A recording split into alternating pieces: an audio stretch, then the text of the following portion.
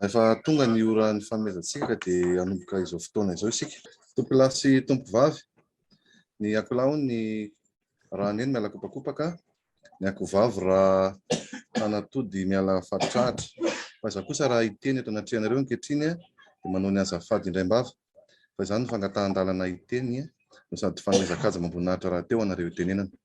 Ary manao ny azatsiny ihany koa, tsy nohony amin'ny tsy fahaiza-miteny na ny fahaiza-mandahatra ihany, fa indrindra ny manoloana ny fiandriananareo sy ny voninahitrareo tsirairay avy. Ary satria tonga tsy miaraba na mantezitra ary miaraba tsy mamaly tolony aviny, dia antelina ny fiarabanana izay efa natao teny am-piandohana, ary dia miarabantsika rehetra tonga soamantsara indray miaraka mifanjohy sy manaraka izao takalo dinika AMOROM-PATANA andiany fahatelo izao amin'ny taom-pianarana 2022 ity. Fanatevenam-pahalalana moa no tena tanjona sy antony nantanterahana izao takalo dinika AMOROM-PATANA izao. Dia isaorana ny tompo satria afaka miroso indray amin'izany andiany fahatelo izany isika ankehitriny. Ary dia mirary soantsika rehetra isika ato anatin'ny takalo dinika AMOROM-PATANA rehetra amin'ny fahavitriana indrindrindrindra amin'izao taom-pianarana vaovao izao. Ary tona moa dia tsy hay ny angina ihany koa ka tsy saotra sy ankasitraka ny mpisorona hafa izay mizara hatrany ny fahalalana amintsika rehetra. Ary dia irariana soa izy ireo mba hitoeran'ny fahasalamana sy ny hery ary ny tanjaka mba hahafahana indray miatrika izao taom-pianarana vaovao 2022-2023 izao. Tsy lava resaka aho satria manokatra izao takalo dinika AMOROM-PATANA taom-pianarana vaovao izao no manandrify ahy. Izany raha teo moa no lohahevitrsika amin'ity anio ity dia ny hoe kabary tandrify dia atolotra avy hatrany an'izareo mpisorona hafa ny fanohizana ny dinika sy ny resaka izay fanaovana eto. Fa dia ambara ary ankehitriny fa misokatra ny takalo dinika AMOROM-PATANA taom-pianarana 2022-2023. Misaotra tompoko lahy, makasitraka tompoko vavy.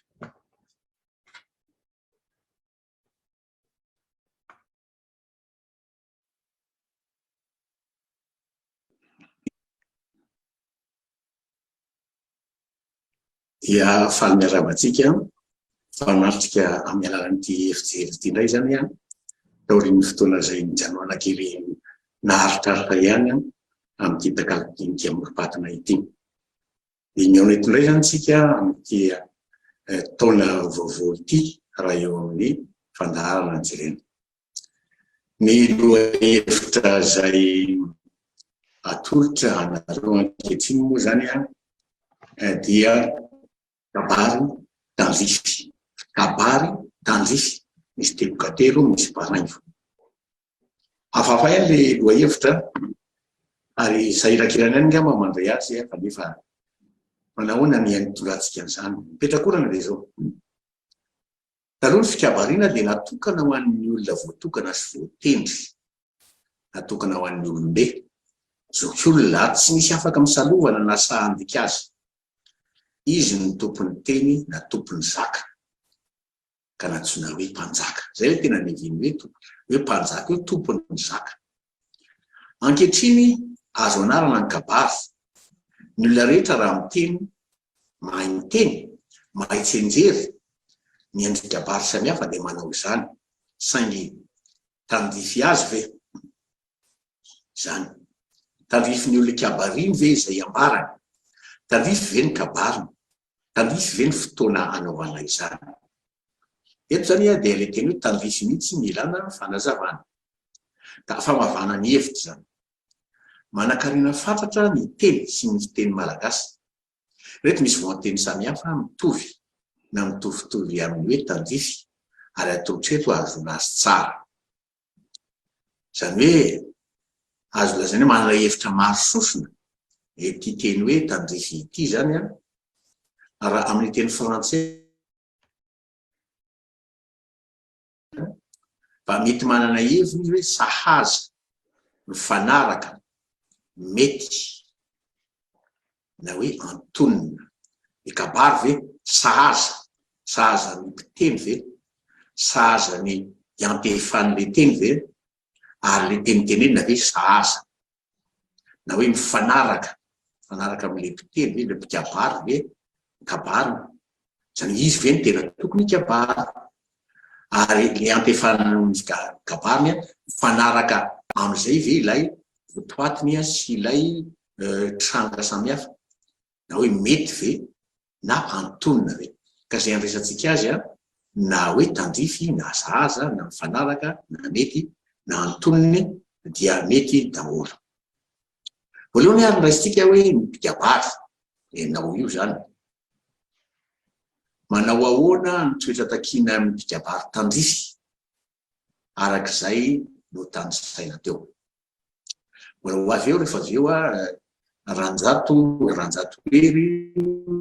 araka ny fizarana andraikitra anome ohatra ny azo mo ara-tantara no saikana mandrakarifa ny famanjavany azy fa mifameno ny amin'izay la voalaza eto zany mety ve raha mpikabary taniketsa ohatra zay mahay miteny mahitsenjery ny mpikabary mifanaraka amin'ny ilaina no asaina manao kabary fanorenam-panambadiana mba azona seho hafa kely amalifaly mpenakavy efa nisy zany fa nisy fianakaviana hoe andao hoe ianona sam'izay mianatra io manao kabary amin'izay lafiny anankiray zay ohatrany tsy de misy lanjany loatra le kabary am'le tena hoe le mahakabary masoto avina azy fa de hoe ohatrany hoe vakodrazana na famalifaliana le izy ka tsy misy an'izay le lenta omena azy zay. Mbola tonga ihany ny fanontaniana mifanaraka amin'ny tokony izy ve raha zatovolahy na zatovovavy mbola tsy mana tokantrano no ampiorina tokantrano sy ananatra ny mpanambady zany hoe izy zany mbola tsy manambady tsy nanana saikefa momba zany akory kanefa dia mahay miteny izy de mananatra amin'izany ary manjary ohatra misy kitoto ihany izy na tsy de hoe ohatra hoe kitoto angamba fa manjary ohatrany hoe sisy tena hevitra tena mafonja arak'izany satria tsy mbola miaina an'izany izy.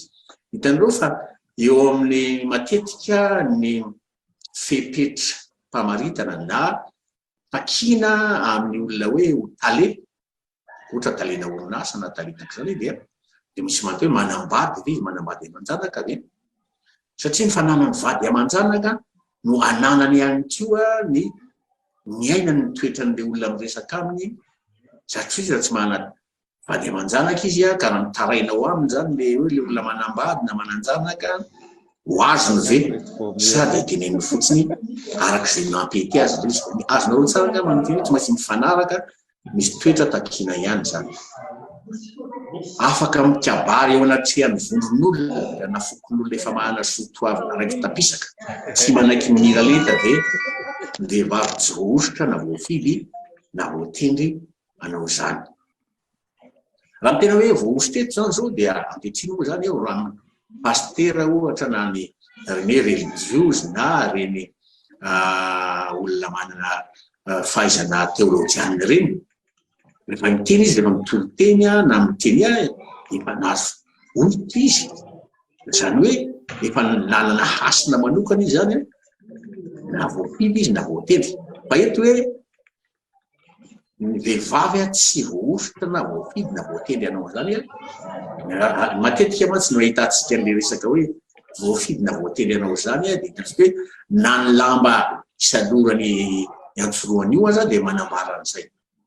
Mbola misy ato zao ny antanatohatra eo ny firazanana ka eken'ny fiarahamonina ve mitondran'ny iva razana ny tenin'ny fianakaviana ambony razana eo am-pandevenana ary io le mpitondra teny io nefa tsy manao salotrasina na miantsoroka ny lambany mpikabary akory efa nanatitra izany zay eo amin'ny lafiny anankiray hoe raha ny am-piangonana any amin'ny toeran-kafa de navelan'ny olona satria misy mantsy re mpikabary reny dia karamaina manokana hitondra teny na amala fa eo amin'ilay eo anatrihan'ny fiarahamonina tena indrindra eo amin'ny fandefana misy olana ihany afaka hikabary eo an'lolo manam-pahaizana ve ny olona tsy ampy fahalalana saingy mahay miteny izy zany hoe amin'izay fotoana izy teneniny zany de lasa tsenjery fotsiny satria raha ohatra ka misy fanakalozana mety ho sahirana ihany izy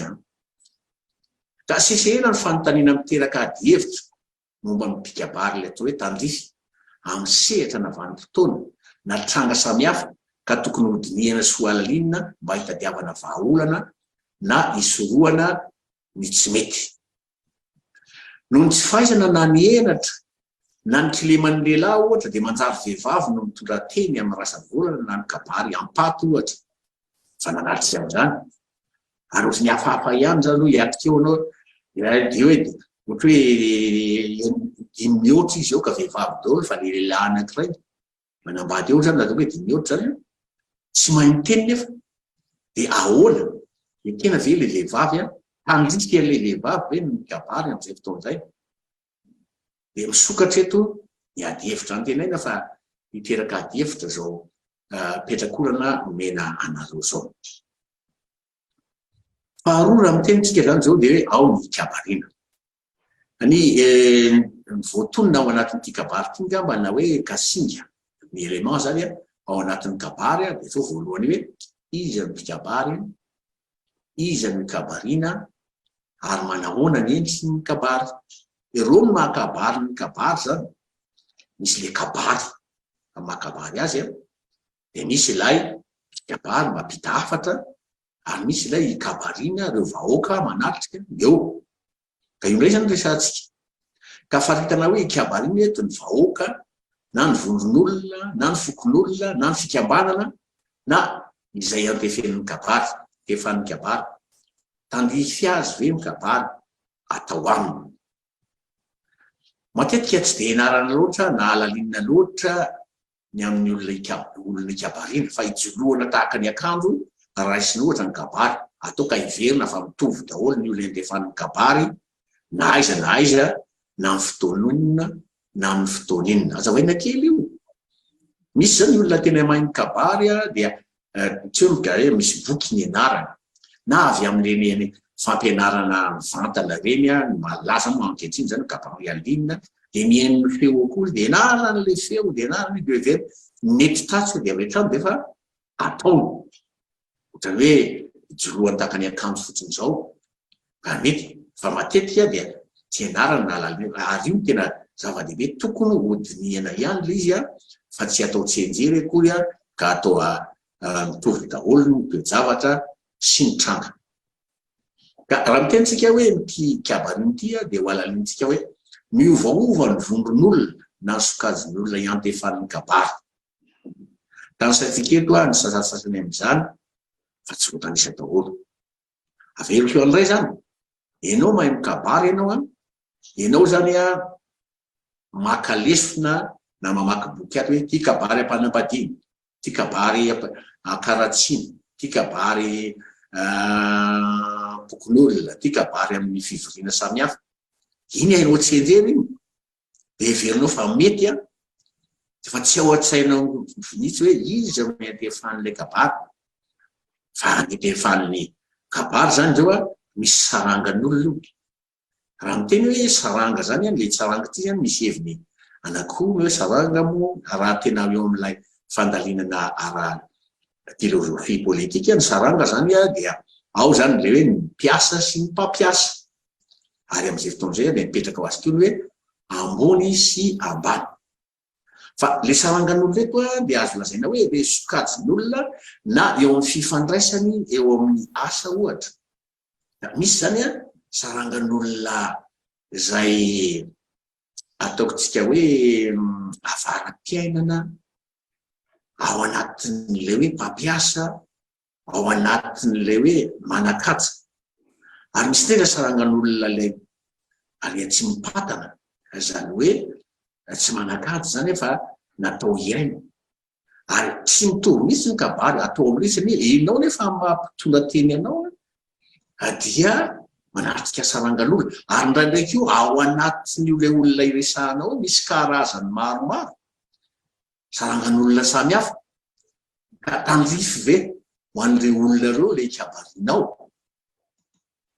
Misy fanajana manana ny endrika azy daholo ireo. Tsaroko tsara indray mandeha tany amin'ny taona 1995 tany nanatrika ako tany Anahitra mbola mpianatra université nianatra lalàna tamin'izay fotoan'izay dia misy divibiazana na hoe fianarana azy nataoko tany Antsoy tonga tany Anahidrano. Dia mikabary eo Anahidrano eo ny filoha Fidelitsirana izay raisina feo Fidelitsy Razafy-Maefa moa mandray feo amin'izany. Dia eo izy dia mikabary eo kanefa ao anatin'ny kabary dia indraindray tena misy mivantana ho an'ny olona rehetra, ho an'ny malagasy rehetra, nefa indraindray dia mivantana ho amin'ireo havandreo dia teneniny manokana tandremo milahatra Fidelisy amboariny lahy io izany hoe tiako tenena amin'izany hoe tsy vanina hoe ty hoenin'ny olona, ty tsy hoenin'ny olona.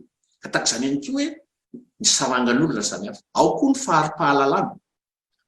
Ka indraindray ny kabary ataonao tsy fantatra koa ny fahari-pahalalana fa mety misy hoe zavoana ambony dia ambony ny zavatra teneninao tsy azon'ny olona. Indrindra moa ka dia hoe ren'ilay hoe mampifangaro teny teny vary amina koty ireny. Dia indraindray koa aza ianao mieritreritra foa mety nefa tsy fantany ny fahari-pahalalana. Ary tandremana tsara ny resaka fahari-pahalalana fa misy heverinao hoe olona tsy mahay koa ny eo anolohanao fa bebe ny manam-pahaizana tsy ny endrika eo anoloana koa no ahafantarana azy na ny eo amin'ny akanjo anaovany. Fa misy manam-pahaizana ary misy mandefindefitra tsara ho fantarina ihany rehetra. Izany hoe zay mampatonga ny taon'olona azy hoe avadibady pito aloha lela vao teny. Ary amin'ny lafiny anankiray mipika bary zany dia tokony hiofana ihany fa tsy hianatra kabary fotsiny ao anatin'io fa tena miezaka mihitsy amin'ny fari-pahalalana. Mbola ho avy ny fotoana iresantsika eto amin'ity takalo dinika amorom-patana ity mikasika momba ny hoe aitoetra ara-piarahamonina na psikolojia sosialy. Fa amin'izay lafiny anankiray izay dia mitaky fianarana mihitsy mitaky fahalalana aitoetra io sy hoe fari-pahalalan'ny olona. Misy ny faritsaina izay tsy mitovy. Ny faritsaina ity no hoe dia hoe dimension culturelle angano milazana azy. Ka raha miteny hoe ny kabary amin'io fari-pahalalana io, raha te hampita hevitra ianao ho an'ny olona manam-pahalalana teny tsotra, teny fohy dia avy hatrany dia azon'ilay izy. Fa ny olona ataontsika hoe ambany fahalalana dia raha tsy miverimberina, raha tsy lavalava kokoa, raha tsy mivavaka koa ny hevitra tsy voaray ilay hevitra. Ary indrindra indraindray aza matetika dia miainga avy amin'ny sari-teny aloha izay vao alentika ilay hevitra ao an-tsaina. Ao koa ny sokajo-taonany. Atao hoe sokajo-taona ao misy olon-dehibe ao, misy tanora ao, misy zaza ao. Ka rehefa miteny amin'ny zaza ianao hafa mihitsy ny fiteninao amin'ny zaza na ny ankizy. Ao amin'ny olon-dehibe amin'ny sokajo-taona zany. Ao koa ny fiaviana na ny fokony. Io ilana fahaizana mihitsy hoe avy aiza ny fiavian'ireto olona reto ao ny nandoa fokon'ireto olona reto. Misy fomba mampanao ao aminy na misy toetoetra izay tokony ho fantatra mihitsy ao anatin'izay le fiaviana sy fokon'izay. Anome ohatra aminareo zany amin'le kabary. Na ny kabary amin'ny teny gasy amin'ny malagasy sy amin'ny vazaha. Tamin'ny herinandro iny nanatrika tao amin'ny akademia, nitondra fotoana tao amin'ny akademia ny tenako dia ilay opera avy any Anjomakely Edouard ny anarany natao hoe Radoard izy dia teny Edouard fa heritaona sy tapany izy niteto a Madagasikara nefa avy ao Paris nefa mahay miteny malagasy ihany.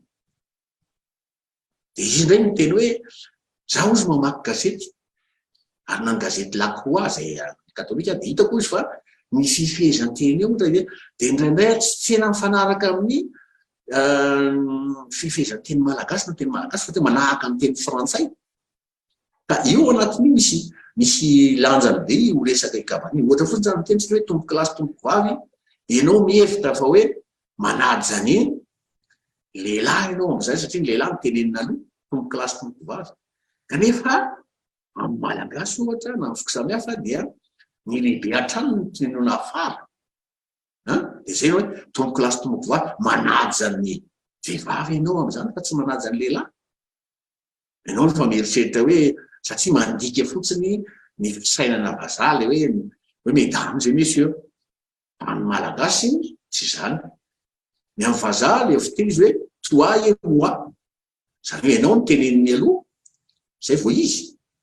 fa ny antsika malagasy sasy anao manaja anao zany tahaka hoe ray aman-dreny lehibe kokoa ny reny tsy tena anao hoe vorona amina koa fa akoho amam-borona zay ngamba azontsika azy tokoa zany hoe ka eo mahafantatra ny resaka ny fiaviana sy ny foko anatiny eo mila ialana ary eo amin'ny lafiny io de tena mila fianarana manokana ohatra hoe ny finoana sy ny prière eo koa ny kabariana ohatra eny tsika hoe indraindray tsara ho fantatsika fa na dia miteny fotsiny aza ianao hoe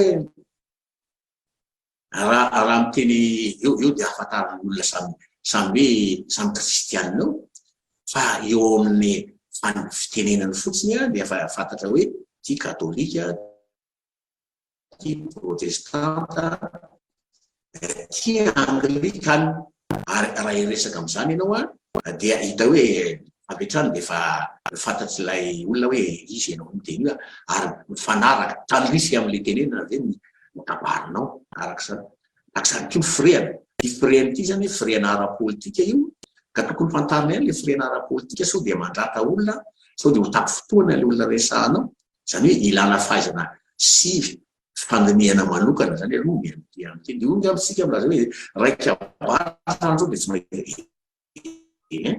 raha tena mpikabary araka ny tokony izy tsy manao tsenjery fotsiny ke hoe mety tato de milaza hoe mety aroa fa samy hafa io ao koa ny asa mandrarahana zany asa mandrarahana zany koa dia mitaky fahalalana ny am'izany satria ny ao an-tana tohatra ao anatin'ny asa mandrarahana misy fahafantarana ihany keo eto ny dio ny fahalalana ny haitoetra takina aminareo raha miteny hoe haitoetra misy hoe psykôlôzia zany io ao amin'ny mpikabary raha ny tokony izy aty amin'ny sehatra misy atsika aty amin'ny fandalinana aty ny mpikabary de tokony hianatra ny haitoetra mihitsy takan'ireny hoe ny mpampianatra dia raha misy zany ny hay fampianatra de tsy maintsy mahalala ny toetran'ny ankizy aloha ny toetran'ny adolescente ny toetran'ny lehibe eto koa zany mila fahalalana ny haitoetra ity teneniny ity zany tsy ny haitoetra kapobeny fotsiny fa ny haitoetra ny fiarahamonina na ny vondron'olona iresahana tena lesoka lehibe amin'ny fikabadiana ankehitriny ny tsy fanomeny zan-danja anio amin'ny lafiny anankiray lazaiko anareo zany ny amin'ity resaka hoe fikabadiana fanomezan-dambany zany ankehitriny io de zao ohatra hoe ohatra tena lesoka lehibe amin'ny fikabadiana ankehitriny ny tsy fanomezan-danja anio tao amin'ny akademia zay misy professeur zay fanitsiny hoe milaza hoe ohatra zany no miteny hoe eo ambanin'ny masonareo zao ampidiro andohanao io na hoe ianao hoe sofinao hoe tsy malefa de hoy izy hoe andremo tsara hoy izy any amin'ny any atsimo any raha olombe raha olombehibe tsy azo tenenina ny miakatra eo amin'ny lohan'ny miakatra eo tsy azo tenenina ka raha miteny hoe ambanin'ny maso fady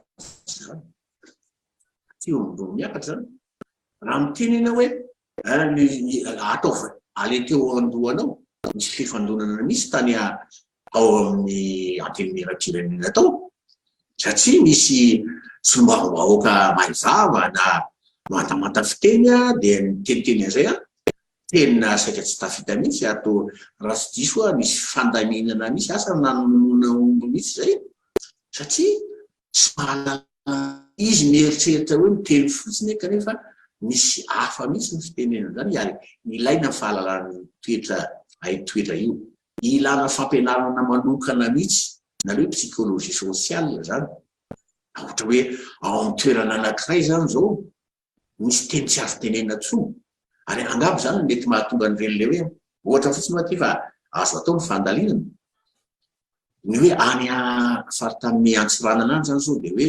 mahalena milazana ny orana mazava tsara mihitsy zany raha mitetika mahalena de ny orana tokoa ke mahalena fa nahoana any tsy miteny hoe orana fa mahalena zay mitovy amin'ny aty raha miteny angamba de hoe mahalena fa amin'ny foko sasatsasany amin'ny fiaviana samihafa de hoe raha vao misy anaran'olona anankiray ka ny olona maty tsy azo tenenina tsony enara ohatra angamba hoe raha orana anaran'le olona tao dia maty izy dia tsy tenina intsony ny olana fa teny mitovy indray dia hoe mahalena ohatra. Dia raikitra mihitsy le hoe mahalena. Zany hoe maty nga masoandro. Tsy azo tenena intsony amin'ny fahatony masoandro fa dia tiavana teny hoe mahamay. Zany. Marina fa misy ny elana etezana navavolo rehefa manana traikefa na zanak'andriana tsy ampianarikabary fa ilana pahay toetra izara fahalalana anatsy azy io. Dia ho ateo zany hoe marina fa misy ny elana etezana lavavolo na nefa manana traikefa na ny zanak'andriana tsy ampianarikabary no fiteny. Zany hoe ny olona efa manana traikefa na ny zanak'andriana izay manaraka ny rainy eo foana le ray nefa mahalala ny toetrany olona itenenana dia araka izany koa mifindra ao amin'ilay zanak'andriana ny fahalalana ny toetra izay hoe tranga isan-karazany. Marina fa misy olona tsy ampianarana zany koa kanefa amin'ny ankapobeny raha resaka fampianarana antsika tsy miaina tao anatin'ilay olona le toerana ikabarintsika fa ilana pahay toetra izara fahalalana ara-tsiansy io. Ary io no ataontsika hoe tombony amintsika atao ny FI.MPI.MA ohatra rehefa mianatra kabary manatevim-pahalalana avy amin'ny takalo-dinika amoro-patana tahaka izao amin'ny pahay toetra ohatra, amin'ny pahay tantara ohatra fa mila an'izany isika. Ny fahalalana ny tantara na ny fandalinana azy akanalefina amin'ny fahaizan'ny kabary. Ary zany dia ampiasainy ireny hanangona ny kabary. Ohatra ny fahaizan'ny mpanolotsaina ny mpanjaka teto merina fahiny toy ny any Ombalabemasy mandeha nampomerina zany na radamaraina. Ny ohatra zany amin'ny Ombalabemasy hoe mahay mikabary iny ohatra raha tsy teny hoe riagamainty, ry andretsilava, ry fraisana na mamelo mety ho resahany RANJATOHERY zany raha fiara fa ao anatin'ireny kabary voasainitsainy ireny. Ohatra hoe manolotsaina ny radama rainy zany azo ty fa za io ka tamin'ny andro radama dia mbola misy ny fampinomana. Zany fampinomana zany tangely zany na resy lahatra io azo ty hoe tsy mety ange radama no olona io le fampinomana iny dia hoy randrena asy zay moa nateny hoe naro anarangasy mihitsy tamin'izany. Hoy izy hoe ariry mpanjaka olo misy mpanjaka ambony ary eken'ny olona noenao manana fahefana ny fitsarana. Io radama hoe tsisy za ihany manjaka tokana amin'ny tany eto amiko aseo azy ndaozy. Dia mety ny teo amin'ny tanina rongony anankiray io mpanjaka io manam-pahefana noenao io mpitsara mandresy lahatra. Mieritreritra radama dia hoe tena marina tokoa zany izy tena. Dia andreo io radama ay zao ary ozy na ohatra tsy ampinomina intsony ny olona fa ny alikan'ny olona no ampinomina. Ananoka teo tokoa dia ny alikan'ny olona ny ampinomina. Kanefa rehefa hoe ny alikan'ny olona no ampinomina dia hitantsika amin'izany fa tsy dia misy ahitana fahamarinana loatra satria arakaraka ny dozin'ilay tangena no mahafaty na tsy mahafaty ilay alika dia hitan'ny olona tsy kelikely zany ka rehefa hoe naverina dao ampinomina izy dia hoy izy olona hoe aiky raha tsy alikako ampinomina. Dia zay nanafoana tsy kelikely ny fampinomana zany hoe tsy mihazakazaka zany ny fandraisan-davitra fa asiana dingana aloha zay vao tonga any. Ary matetika isika dia mampiasa teny ohatra teny izay hoe mieritreritra hoe tena mety tokoa ary io ndraindray ny tsy dia fampitovizana hevitra matetika amintsika samy mpikabary fa misy ny raha hoe tiany tena mety saza ao amin'ity teny io tiany tandrify ao aminao zay mahalala iny amin'ny faritranao dia mandrify fa amin'ny hafa tsy mety iny. Mbola hitako an'ity hoe ny adefitra tao amin'ny akademia zany mikasika an'io hoe le teny ampiasaina io. Dia izao ohatra teny gasy zao no ampiasainao mandehana ianao zany manana ravavy ka teny hoe aiza reto moa tompoko ny fiaramanidina teny gasy mazavo zany fa tsisy ahafantatra ary tsisy amaly anao fa tsy mahafantatra fa raha miteny ihany ianao hoe aiza reto moa tompoko ny garanim-planina avetrany dia efa hitany eo io. Ka raha anofotsika hoe atao hoe fiaramanidina le roplanina na serana na gara tsy maintsy misy dingana lehibe atao aloha satria misy teny efa raiky tapisaka entin'ny olona ary atao ao an-tsainy zay. Ary eo amin'ny fampitana hafatra tadiny tsara ny fampitana hafatra dia zay azon'ny olona azy vantana na mazava no izy fa tsy ianao akory miainao miaingitraingitra amin'ny fiteninao dia ianao mieritreritra hoe tsara zay teniko zay, miaingitraingitra ianao dia manao obolana dia manao haintena ianao ihany ny mahalala an'iny sy ireo olona sasatsasany zay mahafantatra an'izany fa takan'ny rano ahidiny eo amin'ny vorona io dia teny hoe tsy mandray akory le olona amin'izany. Tana hoe fa zava-dehibe zay ny amin'ny teny ianao miletsy hoe manao hainteny manao obolana tena rindra takan'izany radraraka vobolame tadidiko tsara ray aman-dreny le foloan'ny antenimieran'ny olona zay tadidiko kabary teny amin'lohany azy ndraradraraka vobolameny zany hoe le mpanao ny kabary mihitsy tamin'izany fotoana zany dia mety tsiro mety nefa le mpikabary na izy any tsy mahafantatra zay teneny. Ary amin'ny lafiny anankiray ary ampefany io koa aza mieritreritra hoe inona ty tenen'le rangato ka tandremo tsara io. Ary le kabary maria kely any zany zao a itsika mpikabary na itsika mpanomana kabaryn'olona manam-pahefana saintsainy tsara ny kabarina fa ohatrany karazany manome pozina na ohatrany hoe manome zavatra tsy mety eo amin'ny olona tsika fa ianaro tsara tenina saripady mihitsy ny fahafantarana ny olona ikabarina ikeny. Ny ray atsika hiditra amin'ny fahafatelo hoe ny votoatin'ny kabary tandrify.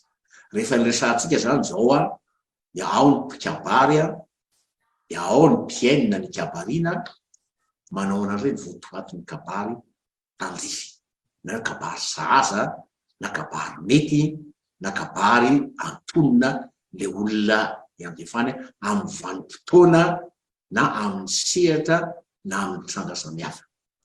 Ka ny votoatiny moa laza eto kanefa ranomarina dia ny endriny na ny karazana. Ny fampianarana kabary sy roa efa mihamaro izy zao tsy amin'ny boky ihany fa efa manao atambajotra na en ligne koa azy ka mivoatra ny teknôlôjia ka tsy ferany zany saingy lasitra ray ihany ny angady izy ireny ka mety hiteraka olana mety handifoka ny fikabarina mihitsy. Be dia be zany ny olona te hianatra ary tena tsy diso zany natao inona moa reny boky reny mba tsy ho vakiana ve tsy ampianarina ve natao inona moa reny kapela mandeha zany le amidy reny tsy ianarana ve saingy zao tokony fantarina ihany ny kabary tandrify fa lasa manjary ohatrany mekanika le izy. Ny ataoko hoe mekanika zany zany aloha takanekiny le miteny hoe mihina-kinapona dia avy eo a le mihina-kinapona nefa zany hoe mihinana foana zany dia avy eo zany hoay nohaniny le kinapona taka zany ny ataoko hoe ohatrany hoe mekanika zany. Manao an'izay ary ny toetoetra ny kabary tandrify. Asina resaka tsirairay resaka manokana tsirairay rehetra misy ny karazana kabary. Misy kabary manohana ny fo na mandona ny saina na kabary ny vanivany na mamalifaly. Misy olona mpikabary zay mahay maningotra fo mihitsy ka ny atrehan'ny olona ny saina dia mbola ny fony ihany no midona toy ny na misy ray mahay mandona samy hafa mihitsy ireo. Reo le raha ohatra ianao ka te hanohina ny fo dia mampiasa angolangolam-pitenenana na ohatrany karazana mampandotso na takizany fa misy karazany raha andona ny saina ianao dia tena razonazaina hoe tena mampieritreritra na tena tenenjana ny teneninao na ny lantom-peonao aza misy amin'izay. Ireo misy kabary zany karazana kabary averiko hoe zay natao hoe tandrify. Misy olona sasany a dia manohana ny fony ny ilainy. Misy ny sasany a mandona ny saina leo ny tena tsakoka latabatra misy ary misy ny mandaitra dia le mivanivany na mamalifaly ka tsy lasitra anankiray akory zay le tandrify. Diny indrindra koa reto ny alavany ny afonjany ny alaliny ireo karazana ifandahatra averiko tsara hoe ny alavany sy ny afonjany misy tsy mialavany akory ny heverina hoe mahay mikabary misy zavatra sasany hoe raha tsy mitady fotoana maharitraritra ela ela no vao tafida daholo ny hevitra mety ho lava zany izy am'izay fa misy kosa nefa zay hevitra tokony atao amin'ny fotoana fohy tsy de lava loatra zany ary efa niresantsika teo koa hoe misy sokajin'olona izay lava ny zany hoe tena le famerimberena na ny fitokodonana vao mety aminy zay vao mety ny lava zany misy ny fohy anome otranareo hoe efa seran'izany ihany ray mandeha kabary ampandevenana ny orana mitraritao latsaka ny orana ro ny olona miteny be manatrika eo tsy hainanao akory io eo avy de anao kabary lava ny efa nomaniko fialam-tsiny fiarabana sy ny takazany tsisy hainao any ny olona ary efa nanatrika an'izany any ray mandeha tany be tafotany tany amin'ny akaiky ny tanindrazana doksa satria nandevina tany ray mandeha misy namana n'olona namana tany vadina n'olona nandevina tany kabary teo hoe de le vadiny mihitsy le vadiny lenalevina mihitsy ajanony am'izay rano fa lava loatra zany satria hitanao ngama ty hoe fatana ka hoe te hoe misy tsy de hotera teo lava ao ny afonjany ny manam-pahaizana moa zany zao de hoe ao anatin'ny teny fohy de mampita afatsa betsaka en peu de mots maximum de message ao ny alalina ao misy raha mitenitsika hoe ao reo karazana efandahatra misy kabary atao amin'ny fiteny tsotra ina raha mampianatra ianao misy ny filaza motina sy miaja amin'ny toloteny ianao na miteny ao amin'ny fimbona ao anatin'ny hoe firenena mikambany ianao na ao anatin'ny tena hoe sehatra avolenta takany hoe akademia ianao ao koa ny mivandivany ilay ny mivandivany iny fa mba anapotehana na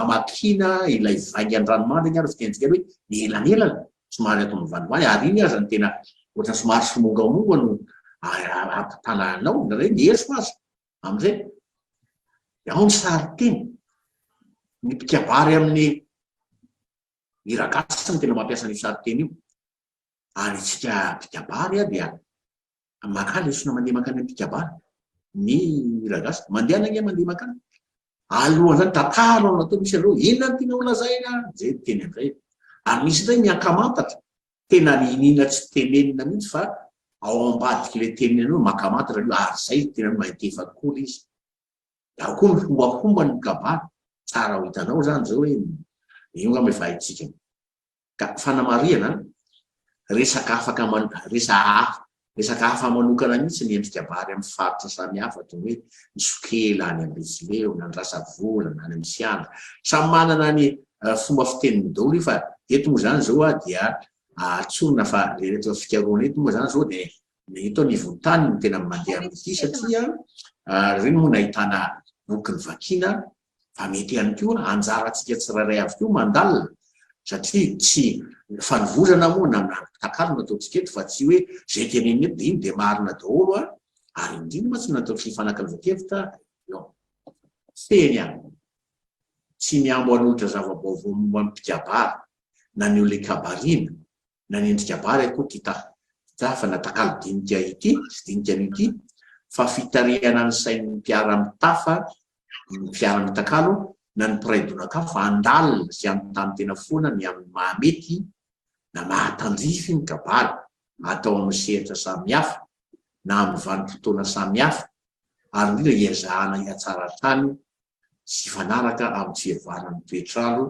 fa tsy anina amin'ny mahazatra de zay zany le masaka naroso androany de afaka mifampidinika afaka mifanakalo hevitra eto sika averiko an'indray eto amin'ny takalo-dinika patana zany de mifanakalo tsika eto asehona eteto zany ny olana samihafa mety hitranga de amin'ny olana samihafa mety mitranga de eo alohan'ny fahamaroan'ny fianarana kabary etseroa inona ny zavatra entitsika na ananatsika atao amin'ny FI.MPI.MA manokana sy mianina amle mahazatra fa miezaka mandalina sy mandinika momba an'ireo telo ireo zany de manao mandram-peona indray ary dia mitoy azy zany midinidinika ataotsika soratoboko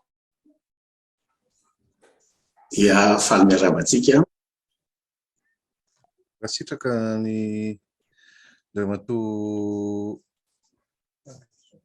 Nalasoa RAVALITERA zokinala isika tamin'izay netiny teo izay ary tena moa ty hoe vy toizam-by tady toizan-tady teny toizan-teny ka dia tolotsika avy hatrany ny Andriamatoa RANJATOHERY Harilala ny fanohizana ny dinika izay ataontsika eto.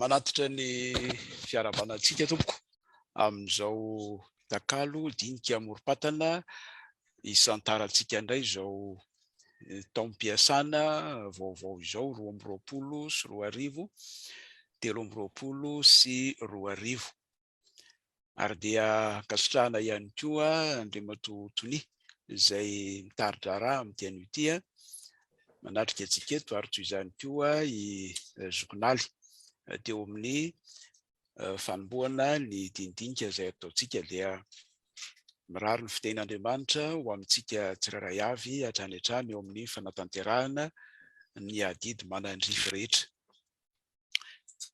Kabary tandrify izay no lohahevitra izay ho voaboasantsika amin'ity an'ity anohizana izay efa natolotry zokonaly teo.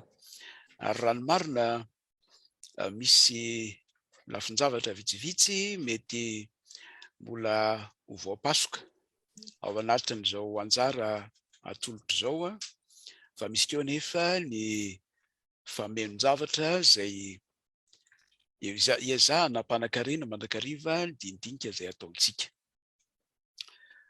Anomboana azy ary dia izao savaando izao. Tao anatin'ny 5 taona teo eo izay amin'ny fandinihana manokana izay nataon'ny tenako izay manara-maso mandrakariva moa ny fivoaran-javatra misy eo amin'ny tontolon'ny literatiora amin'ny ankapobeny ary singanina ao anatin'izany ny teny sy ny kabary malagasy amin'ny andraikitra izay manandrify ny teny eo anivon'ny akademia malagasy moa no antony anaovana an'izany dia hita fa niazakazaka ny firoborobon'ny kabary.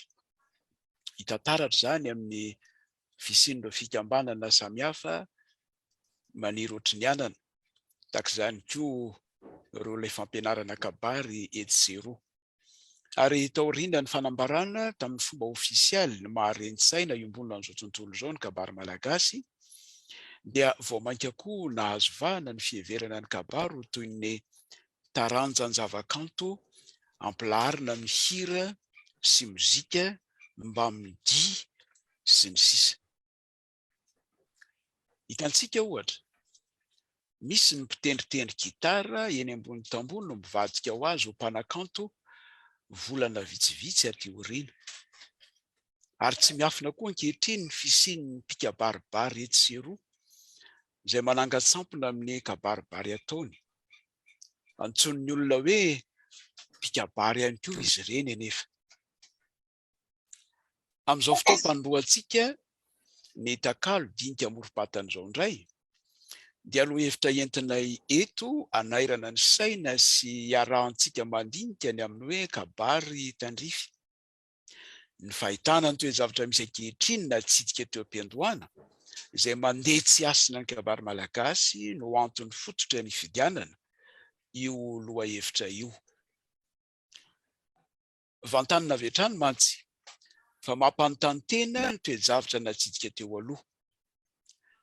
Maro ireo petrakolana izay natsidika zokonaly tao anatin'ny famelabelarana izay nataony ary mila fisaintsainana tokoa izy ireny ho antsika.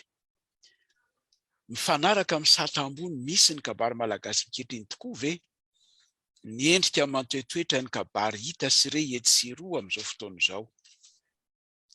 Inona no andraikitry ny FI.MPI.MA eo natrehy ny fioaram-pefy amin'ny endriny samihafa na avy ato anatiny na ny enivelany.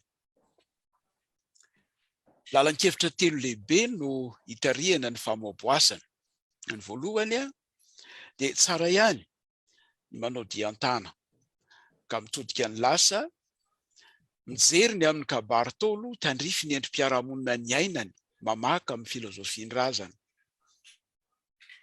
Ary ny faharoa hiatrehany ny ankehitriny hijerena ny amin'ny kabary malagasy tandrify ny fireham-pisainana mahazo vahana eo amin'ny fiarahamonina malagasy amin'izao fotoana izao.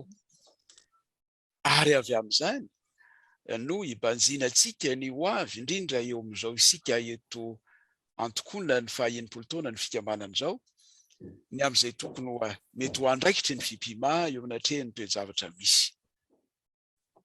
Voalohany ary, ny kabary tolo tandrify ny endrim-piarahamonina ny ainany mamaka amin'ny filozofia ny razana.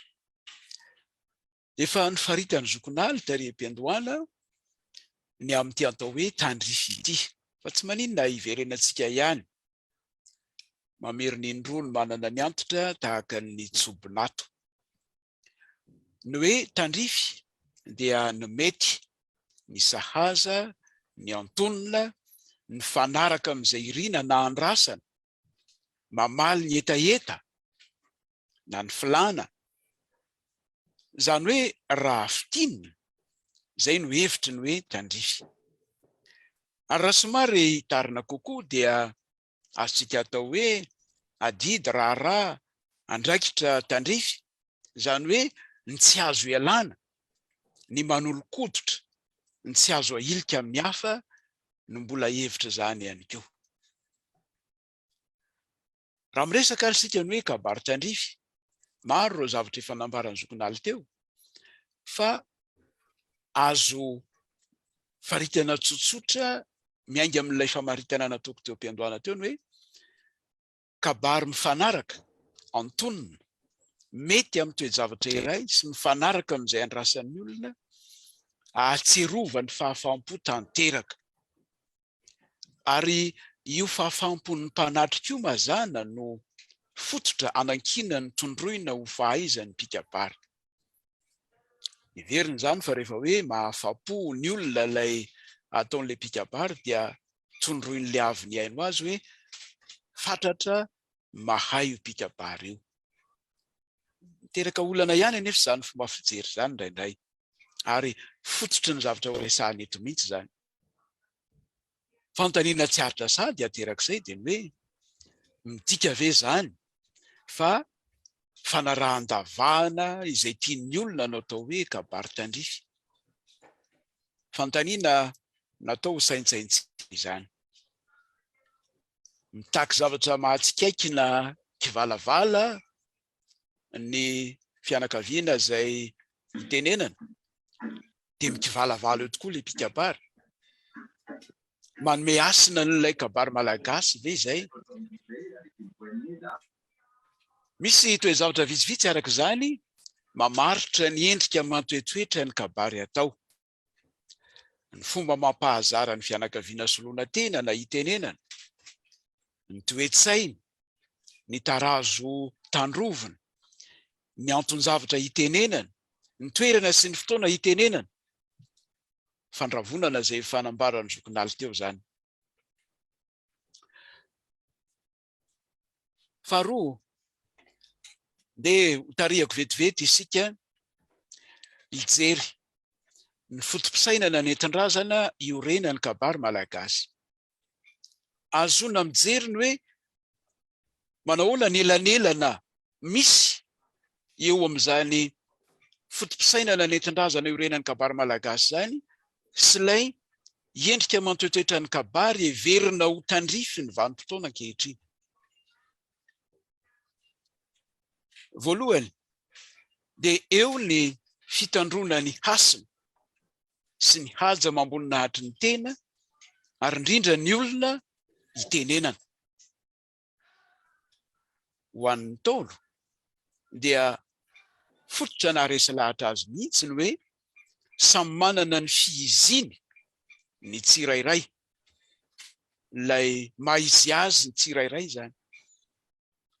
Io ilay antsotsika hoe ny zo, ny hasina, ny haja, ny voninahitra.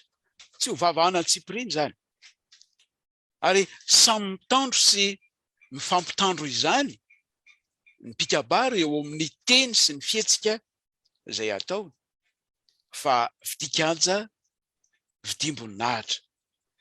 Ary na misy aza ny mety ho endrika fifamaliana mahery vaika, dia ao mandrakariva izay fiezahana fitandrona ny hasina sy ny haja mamboninahitra izay.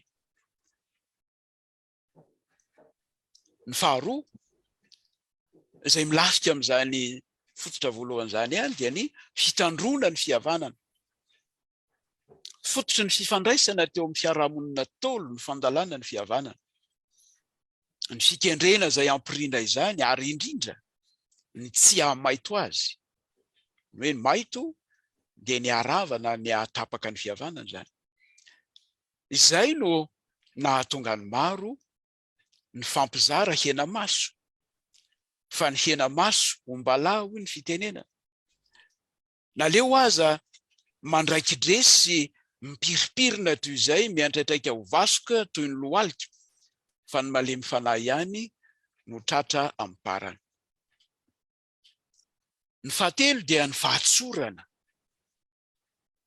Nofadian'ny Taolo ny manao fanirim-bomanga ka voalasa kely dia miolaka, sy ny manao toy ny volontsangana ka mahitsy ihany fa be tonontonony. Misy hevitra lalina be ao anatin'izany amin'ny fiheveran'ny Taolo ny toetra ny olona.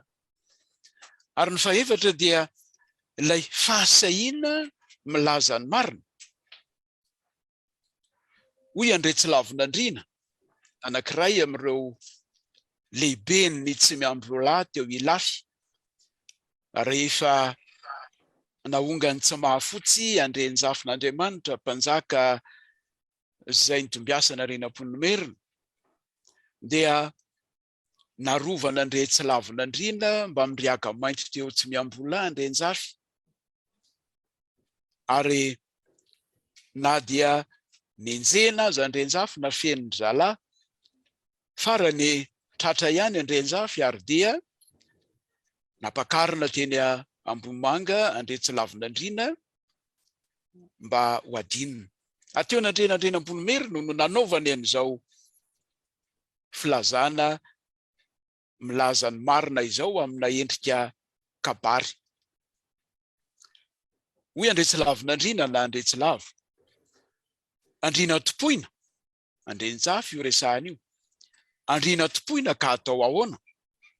Atelina tsy azo atelina, babena tsy zaka, sakelehina tsy azo, apetraka tsy foy, ka hamono ianao dia mamonoa, hamelona ianao dia mamelomo.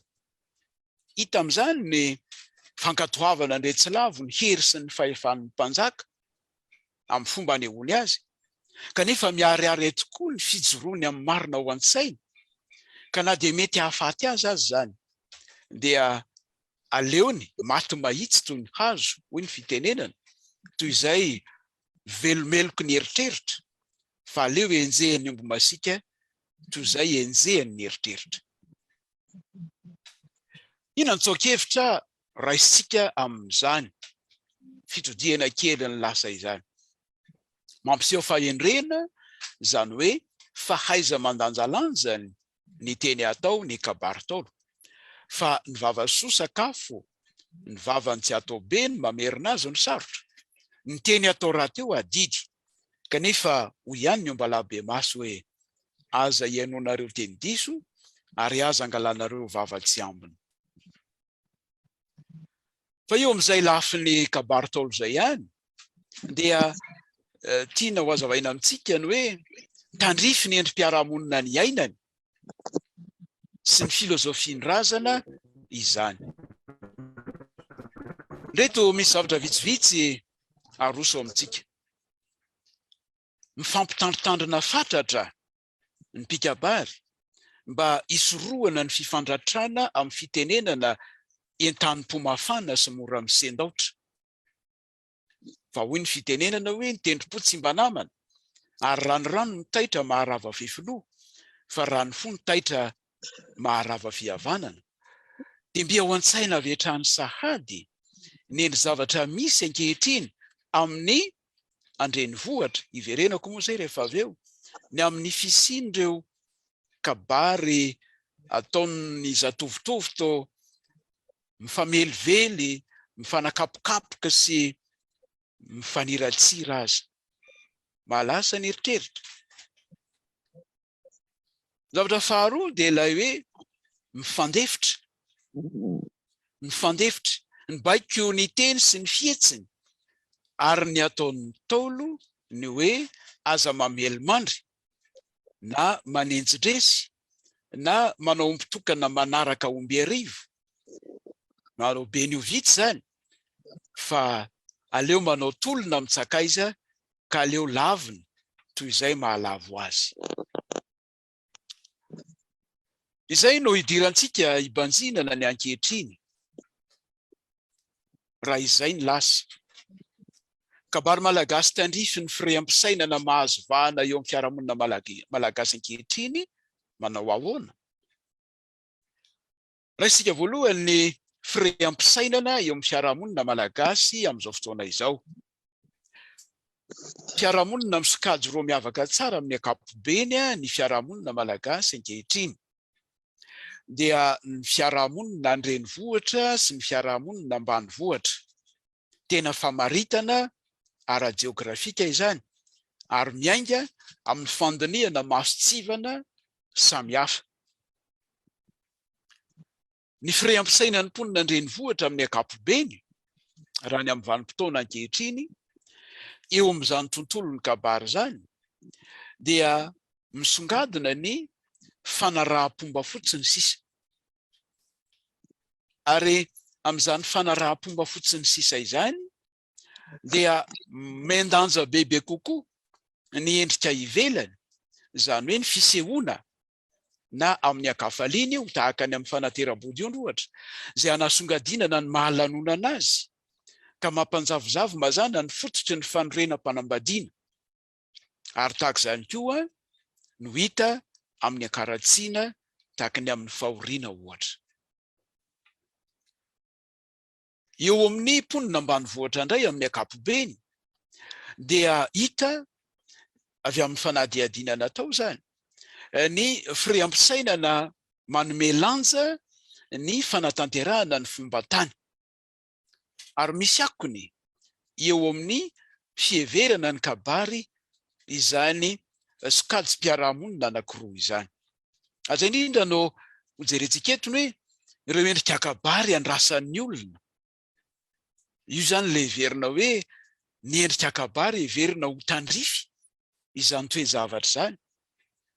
Ho an'ny andrenivohitra dia saika fahita mazana andrasan'ny olona ny kabary mampiomeime, kabary mba tsy ilazana hoe kivalavala na feno vazivazy na feno somongamonga mampikanikany be sy ny maro. Ary mifanohy amin'izay ny hoe kabary arahan'impanentanana amin'ny endrika samihafa toy ny fandresy fahita amin'ny fampisehoana.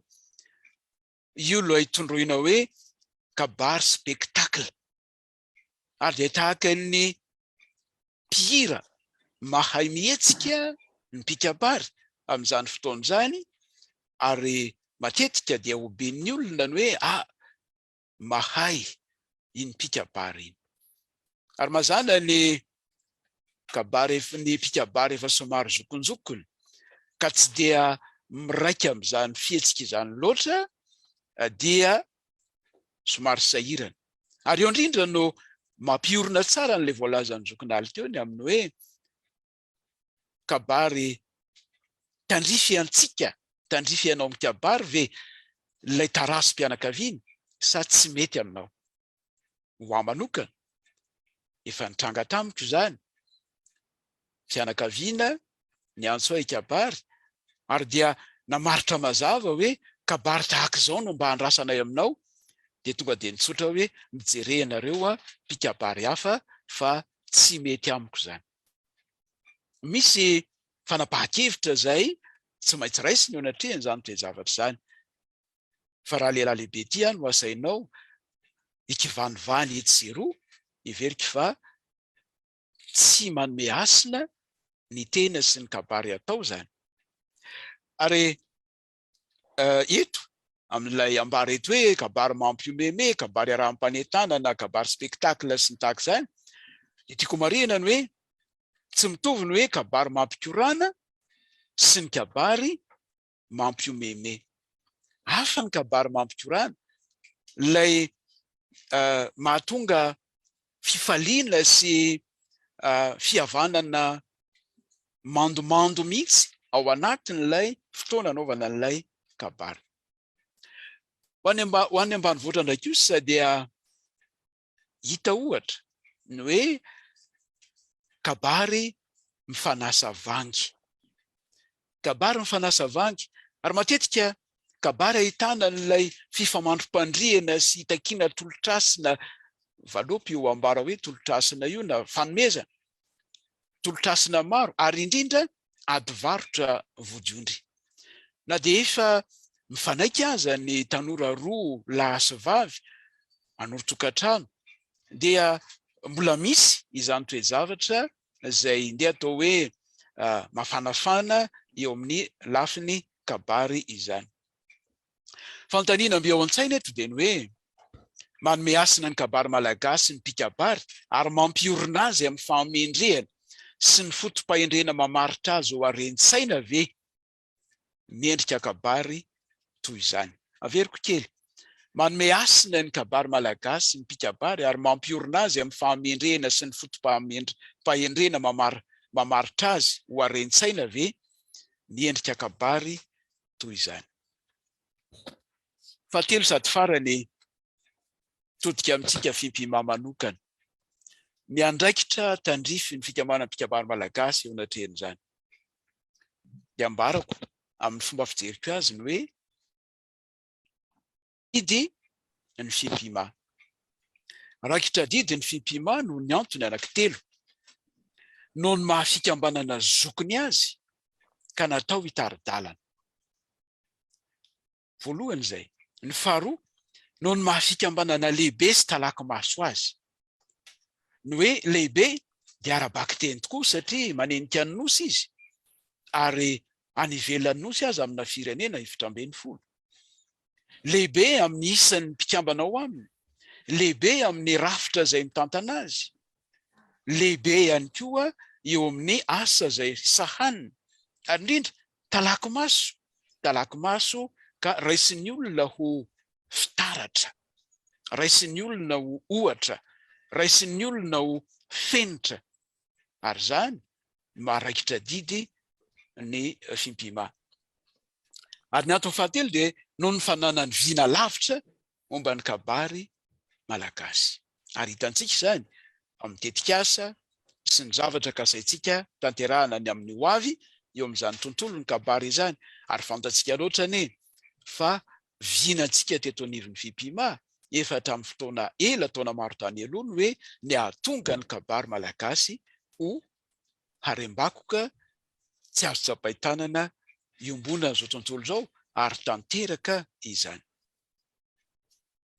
Ny asa takiany zava-misy ankehitriny eo amin'ny tontolon'ny kabary, ny asa takiany zany amin'ny fikambanantsika.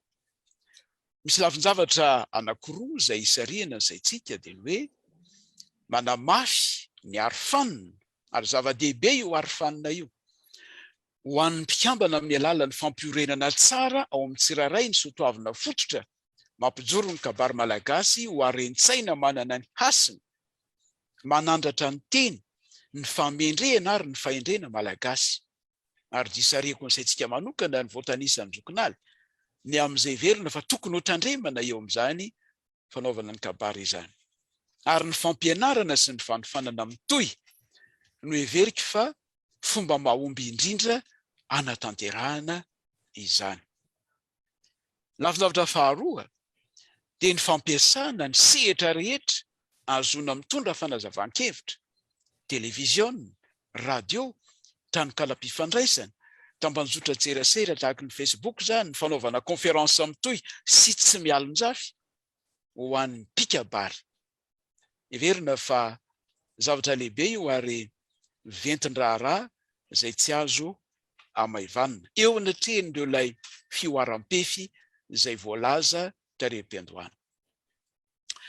Feny ary kabary tandrify io ny lohahevitra no voasana teto. Lohahevitra manakalahy ny vahavahana ny amin'ny endrika kabary araka ny fototra ny entin-drazana ny orenana. Tandrify ny fotom-pisainana tamin'ny vanim-potoanany.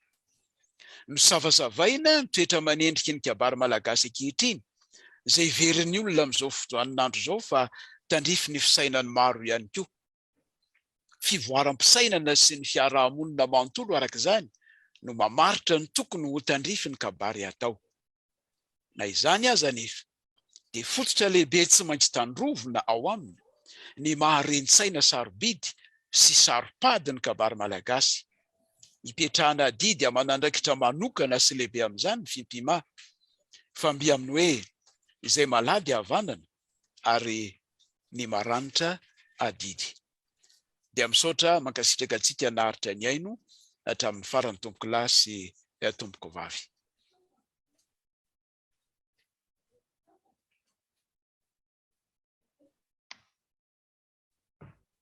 Mankasitraka n'Andriamantoa RANJATOHERY Harilala ihany koa tamin'izay narosony tamintsika teo izay. Miomana isika ny amin'ny fanamariana na fanontaniana izay apetraka na mivantana izany amin'ny alalan'ny Zoom na anaty Facebook. Ilo izany nefa dia atao ihany ny fanentanana ho antsika rehetra ny amin'ny fisoratana anarana, ny amin'izao taom-pianarana vaovao izao, ny amin'ny momba an'ity takalo dinika AMOROM-PATANA ity. Dia tokony hivirosa amin'izany isika ny androany moa zany araka nefa zao irahantsika maity zao moa na ny amin'ny Zoom mivantana na ny amin'ny Facebook dia nisokafana ho an'ny rehetra izao fanokafana ny takalo dinika AMOROM-PATANA izao. Ary eo anatin'izany indrindra no ahitana antsika ny amin'ny fisoratana anarana ny amin'ny manaraka satria ny fotoanantsika manaraka zany dia ny 20 Novambra ho avy izao indray. Amin'izay fotoan'izay zany ny amin'ny 20 Novambra dia efa isika misoratra anarana na vita fisoratana anarana nahazo ny laharana no manaraka ny takalo dinika AMOROM-PATANA manaraka. Ny fisoratana anarana moa dia efa fantatsika teo na amin'ny alalan'ny mailaka ny FI.MPI.MA teboka FI.B amin'ny gmail.com na amin'ny Facebook amin'ny afatra miafina na miantso mivantana ihany koa Andramatoa mpandrarahan'ny FI.MPI.MA isika. Dia fanentanana ny tompolasy tompo vavy natao amintsika rehetra ny amin'izany fisoratana anarana izany satria tsy miova ny sara nandritra ny taona. Dia mba samy mba ezaka isika ny amin'ny fisoratana anarana any amin'izay. Dia sady eo ampandraisana ihany zany zao tsika ny fanamariana, fanontaniana amin'ny alalan'ny mivantana eto na ny Facebook. Makasitraka to. Manangan-tanana isika izay afaka hanao fanamariana na fanontaniana tompoko. Eny ary tompoko ao Ramatoa Asina Ndrenarso Mamy Mamy ndao ary andalantsika zany ianareo telo aloha Ramatoa efatra andalantsika aloha zany ianareo Ramatoa Asina dia avy eo Andriamatoa Iva, Andriamatoa Mamy dia Andriamatoa Hervé Rajaonarivelo. Ndao ary tompoko. Misaotra indrindra tompoko nanome teny. Voalohany dia manolotra ny araba ho mba hampiraritsoa antsika rehetra ary indrindra ny fankasitrahana anareo zoky RABENALISOA Mpisorona fo izay mitondra toy ny mahazatra tsy diso fanantenana mihitsy izay fa dia tena mahaliana tanteraka tompoko ka dia sitraka sy telina izay atoitrareo. Manana endrika fanamariana ihany ilay fanontaniana satria iverenako kely ilay fanazavana nataon'ny zoky RANJATOHERY teo no mikasika ny hoe misy ndeha ataontsika hoe tontolo ny any Madagasikara ho zany any an-tany-drazantsika dia ataontsika hoe ny tontolo voalohany na dia tontolo mifintina ihany aza iny dia ny tontolo ny andrenivohitra. Dia ataontsika hoe tontolo faharoa ny tontolo ny ambanivohitra ary mamelahatra tompoko hitondra endrika tontolo fahatelo dia ny tontolo ny malagasy izay monina aty ivelan'ny nosy Izany hoe ao anatina fiarahamonina anankiray, ataontsika anankiray satria na eto Suisse izay misy ny tenako, na ny Canada izay misy namatsika, raisiko ohatra fotsiny eto, hitako eto koa ny any Benelux, dia misy tontolo hafa izay tsy mitovy. Na ireo tontolo any amintsika an-drenivohitra izany, na ny tontolo ambanivohitra. Ka izay no namaritaka azy eo ataontsika hoe tontolo fahatelo. Malasa ny saina no hoe endrika kabary tandrify. Toy inona no azo entina ho an'izay malagasy mianatra kabary aty, mampiofana olona ho mpikabary ary mitondra kabary ao anatin'ny lanonana, na amin'ny ankaratsiana io, na indrindra matetika dia amin'ny ankafaliana dia ny kabary ampanambadiana izany. Satria na samy malagasy monina aty ivelan'ny nosy azy, ary indrindra koa aza na hoe misy lafiny iray na amin'ny zatovovavy io na amin'ny zatovolahy, raha raisitsika ny kabary ampanambadiana, misy tsy malagasy fa avy amina fianakaviana izay amin'ilay toeram-ponenana na firenena hipetrahana, dia samy manana an'ilay kolontsaina. Ka eo no mahatonga ilay fanontaniana sy indrindra ny fanamarihana teraka hoe mbola endrika hafa ihany koa izany izay tokony handinihana an'ilay hoe inona ny kabary tandrify. Satria arak'ilay voalaza teo dia misy famariparitana samihafa hoe ao ny fari-pahalalana, ao ny sotoavina, ao ny saranga samihafa, ao ny sokajy taona izay voatanisan'ny zokinala teo. Ka entina hisarihana ny saina nga matoboko fa tsy hoe tena hoe hitakiana valomahafako no tena antony ny fanontaniana sy fanamarihana, ka dia makasitraka indrindra tompoko. Saotra tompoko. Aleo atambatra aloha ilay fanontaniana efatra voalohany reto dia asesy valiana izy avy eo. Iza zao no manaraka ngatony mamy Canada.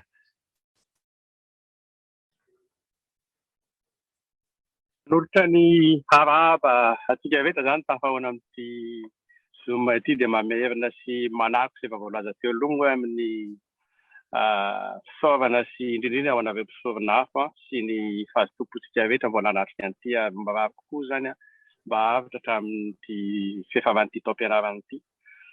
Fanontaniana roa no tiako apetaka zany ny faharoa mety ho fanamarihana kely ihany. Ny voalohany hoe hitatsika moa zao fa anisan'ny fidiram-bolan'ny mpikabary ny kabary moa zany. Raha izay no jerena dia mety ho tandrify daholo ve ny kabary amin'izay fotoan'izay satria anisan'ny fotom-pivelomana zany le izy amin'ilay olona manao an'izay kabary izay ho antom-pivelomana. Ny faharoa indray dia aiza ho aiza ny toeran'ny etika sy ny valeur moa zany amin'ny teny vahiny na asina angamba zany amin'ny vavadika amin'ny teny malagasy fa ataoko teny vahiny kely izy mba azotsika ny zavatra tiako lazaina. Eo amin'ny toerana sy ny fotoana anaovana kabary. Fanontaniana kely efa napetraka atao anatin'ny fanontaniana napetraka Andriamatoa RANJATOHERY zao hoe fanavahana ny tian'ny olona ho atao ve no atao. Ka anisan'izay ilay fanontaniana hoe atraiza no mamatotra antsika mpikabary ny kabary ataontsika amin'ny toerana fotoana sy izay anaovana an'izany. Raha ka ohatra tsotra fotsiny zany ho eto Canada, azo atao no mivoaka avingony ara-dalàna eto Canada. Ka raha misy miantso ray hanao kabary amin'izay fotoan'izay momba ny fiforona avingony ohatra.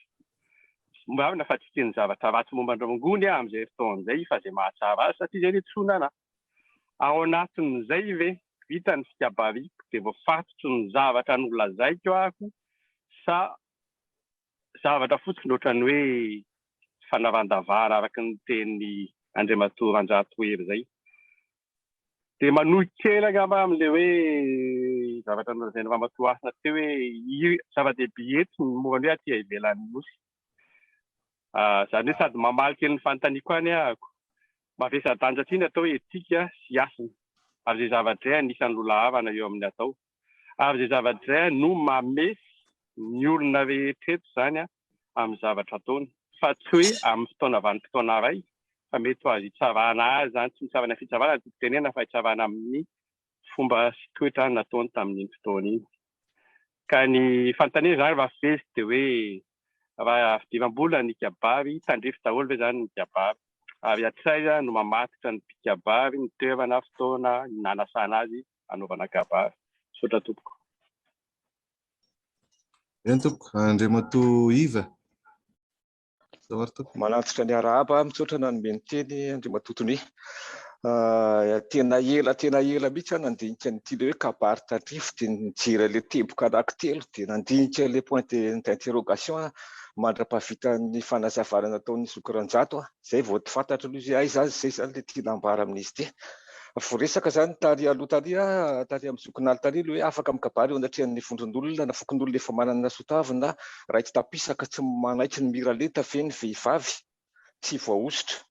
Ajanoko ohatra zany hoe vehivavy tsy voaositra zany hoe ny lehilahy zany efa voaositra ho azy zany fa le vehivavy tsy voaositra zany tiako asiana fanazavana kely hoe misy foana ve zany ny ohatrany hoe elanelana eo amin'ny lehilahy sy ny vehivavy.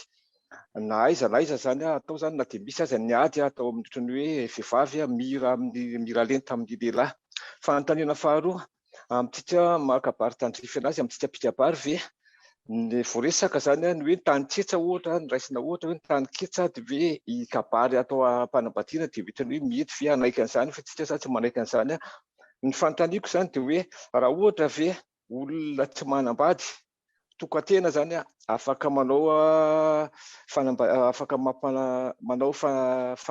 manao kabary ampanambadiana ohatra hoe olona divorcé na olona misarabady ve dia afaka manao tandrify anazy ve ny fanaovany kabary ampanambadiana sa tsy tandrify anazy.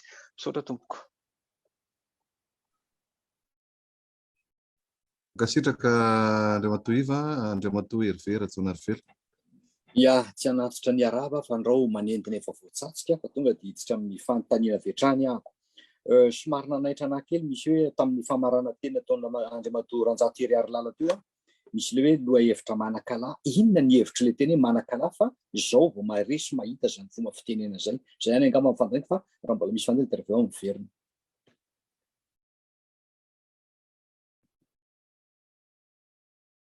Eny ary tompoko. Misaotra makasitraka anareo zay nandray anjara teo nisy efatra ianareo teo ary nona fa mbola maro ihany koa ny tondra fitenenana sy fandraisana anjara, fanamarihana, fanehoan-kevitra, takalo ny ataontsika dia FI.MPI.MA zany. Kasitrahany ianareo amin'ny fandraisana anjara. Ombako manana mihitsy ilay tenin'ny ramatoa Andrianarsoasina teo ny amin'ilay hoe fisiany tontolo anankiray fahatelo.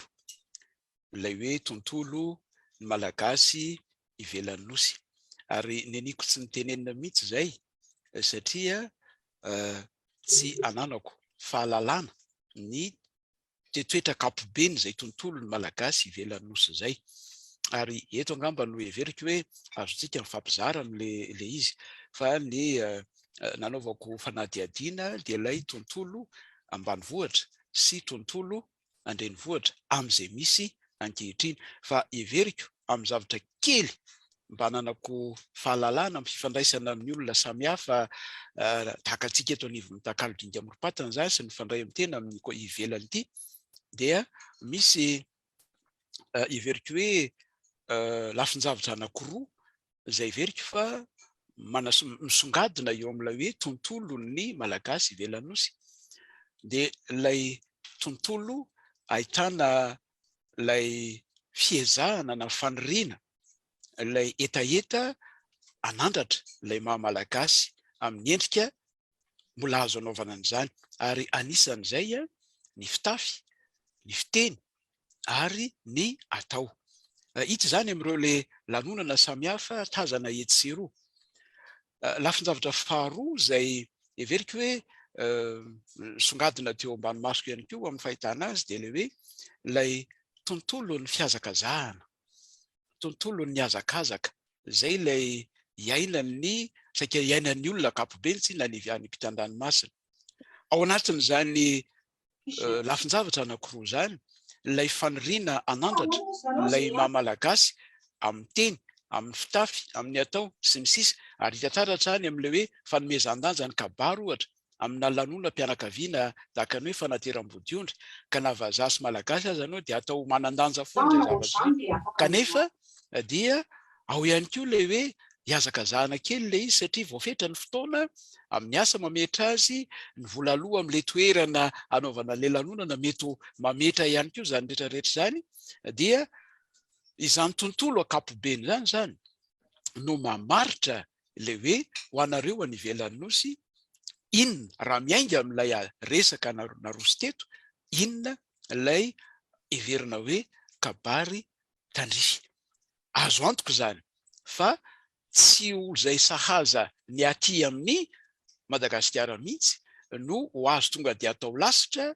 tandrify an'izay any amin'ilay tontolo ivelan'ny nosy amin'izay fotoana zay fa mety manana an'izay tena manokana mihitsy hoe amin'ny zavatra tahaka zao dia tahaka zao no hitondrana azy araka ny teny zokinala tao anatin'ny famelabelarana zay natao zany hoe everiko zany fa misy endrika fikarohana azo atao ao anatin'izay sehatra izay. Ny faharoa fanontaniana avy amin'Andriamatoa mamy solidera avy any Kanada le hoe noho ny asa na fanampin'asa fivelomana n'ilay kabary ve zany dia ho an'ny mpikabary matianina manao azy ho asa fivelomana na fanampim-pivelomana dia tokony ho tandrify daholo ve zany ny kabary zany hoe tsy mandalo katsamaina mihitsy zany ny mpikabary fa rehefa hoe misy miantso azy dia ataony ho tandrify azy daholo zay zavatra zay eo indrindra ny hoe mifandray amin'ilay fanontanianao faharoa ihany zay misy etika misy sotoavina tandrovina ao anatin'le maha-pikabary sy ny anaovana an'izay kabary zay ka le sotoavina mantsy le hoe système de valeur zany ka io zavatra hoe dia tena hoe miankina amin'le mpikabary tsirairay avy fa rehefa pikabary tena hoe pikaramanady izy amin'ny fotoana rehetra dia tsy rarahany mihitsy zany etika sotoavina zany fa rehefa hoe volity dia mirotsaka izy na dia zavatra tsy maharesy lahatra azy ary dia amin'izay fotoan'izay tsy voafatotry ny zavatra ataony mihitsy izy tsy mieritreritra ny tenany ho voafatotro ilay kabary ataony mihitsy izy fa zay vitany dia vita na mety na tsy mety na misarabady le olona rehefa avy eo na tsy misarabady tsy rarahany zany fa ilay hoe vita ny kabariny voalohany volany dia miatrika ny manaraka anay izy everina amin'izao fotoana izao tena misy an'izany tena misy an'izany ary zay ilay nahatonga nandroso zany tao anatin'ilay tapany fahatelo hoe inona no ndraikintsika FI.MPI.MA eo anatrehany zany toe-javatra zany anamafisana ny arofanina ny amin'ny hoe misy hasina misy sotoavina nge tokony ho tandrovina foana ao anatin'ilay izy fa tsy hoe vira raviravezan'ny olona volabe ianao dia lasa anao efa nambarako tamintsika teo ny hoe ny rehefa olona mangataka fianakaviana mangataka tsy maharesy lahatra mihitsy ilay zavatra hitretiny atao dia tsofikorano izy hitady mpikabary hafa na dia maneno dia maneno aza ny vola ataony eo ny farany le hoe le fanontaniany Iva Andriamampandry avy any Kanada angamba izokinalo no tandrify azy kokoa amin'ny fanazavana nataony teo fa le hoe manakala fanontaniana avy amin'ny Hervé Rajona Hervé avy an'ilay Kanada ihany le hoe manakala dia zavatra mampisalasala zany zavatra mahavelona eritreritra zay le heviny amin'ny ankapobeny. Misaotra toko izokinalo. Iny ary dia misaotra anareo amin'ny fanontaniana ary hita fa hoe liana tokoa ianareo amin'izay. Zay koa moa no tena antony tele lohahevitra ity. Ohatrany mila irona ankehitriny ao koa ny fahamaroan'ny olona mpikabary sy ny fampianarana kabary. Vao tsy elakory zao ao anatin'ny tambajotsa serasera ao misy vondron'olona mpikabary fikambanana mpikabary izay somary manakina ihany hoe angahozy izy tokana ihany ny mpikabary eto ka hoe raha ihany ny kabary maneran-tany kanefa maro dia maro iaho ny fikambanana mpikabary sy ny mampianatra mpikabary ankehitriny misy aza any lafiny anankiray dia lasa tena hoe fivelomana na afaka na vola mihitsy hoe misy fikambanana etsy roa zao manangana hoe mpikabary saran'ny fianarana 0 tsisy kanefa rehefa tonga ny fagnoahana ny mpikabary dia tsy maintsy manatrika olona izy dia bie rahetsy ary ary ny ray tsy maintsy manankitelo no hoe entina rehefa avy eo anomezana ilay hoe voninahitra sy anolorana zany zay le hitanareo tsara amin'ny lafiny anankiray hoe lasa tena azo lazaina hoe fitadiavam-bola ary amin'ny lafiny anankiray sy tandrify mihitsy aza le izy ary manarakarak' zany tokoa dia eo ny matsy hoe kabary velomana eo dia misy zany ankehitriny efa misy indrindraindrindra ny rehefa misy kabary rehefa misy maty ireny dia tena manakarama olona mihitsy le mpikabary telo andro eo ary dia milafika eo tokoa zala dia nanatrika satria teo moa zany misy namana maty dia nanatrika teo misy marina paleo dia zao mba anehoana ilay hoe nandoavam-bolana nga nanomena karama nga izy dia te hiseho anatrehan'ilay vahoaka eo izy efa mahay ka lava dia lava ny kabariny tsy tandrify akory tsy azony leo dia le teo any zany hoe raha ohatra zany ka misy seho dimina enina eo dia mba anehoana fa hoe mahay izy dia hovany le izy dia ny olona efa reraka lay kabary efa reraka lay manamanjo zany efa reraka mbola tohizany ihany dia za moa ny teny tamin'le namana anankiray hoe mba hatao fohifohy io fa zany rehetra teninareo zany zany ihany angeny efa henon'ireo olona ireo teo dia nidikan'izany zany hoe tsy maintsy tsy lasitra zany ny kabary fa ny mpikabary dia maty mieritreritra ihany koa mba hanovaova araka ny toe-javatra araka ny vanim-potoana araka ny seho isan-karazany ary mahafinaritra tokoa ny fanontanianareo indrindra fa avy any Kanada ohatra hoe iva teo hoe raha ny teny hoe ny vehivavy ny kabary nefa tsy voaositra dia io izy hoe lehilahy nga voaositra misy ohatra amin'ilay fanamariana fa ny tiako tenenina dia hoe matetika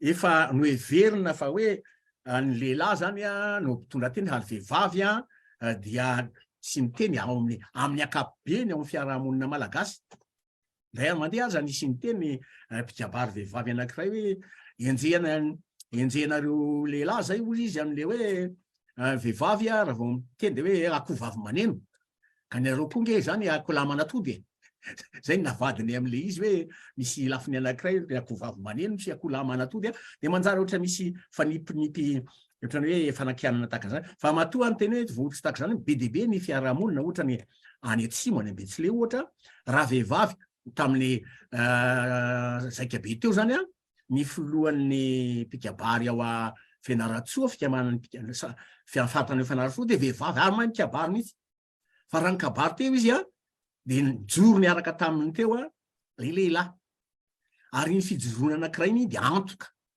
manambara fa zay tenen'ny vehivavy io dia ekeko fa raha ohatra ka tsisy lehilahy teo ao anatin'ilay fiarahamonina misy an'izay maromaro ihany ny fikifido efa izy io zany hoe sy afaka manaiky tsika rehetrarehetra fa hoe voakosoka aingana dia aingana zay sotoavina raiky tapisaka izay efa nyresahako ngamba tsy dia azonareo loatra ngamba ny tiako lazaina tamin'ny hoe raha nanafoana ny fampinomana tangena iradama no nitolokevitry Andrenasy Ranasy dia hoe Andrenasy hoe tsy misy mpanjaka matanjaka noenao ry mpanjaka ary eketeny noenao dia le ongonina sehony teo dia tapa-kevitry radama fa hoe dia manomboka izao ary dia tsisy ampinomina tsony ny olombelona fa ny alika no ampinomina resy lahatra radama saingy ireo olona ireo mbola tsy resy lahatra amin'izany mbola ho aminy ihany fa izy ampinomina saingy nohon'izay tao amin'ny alika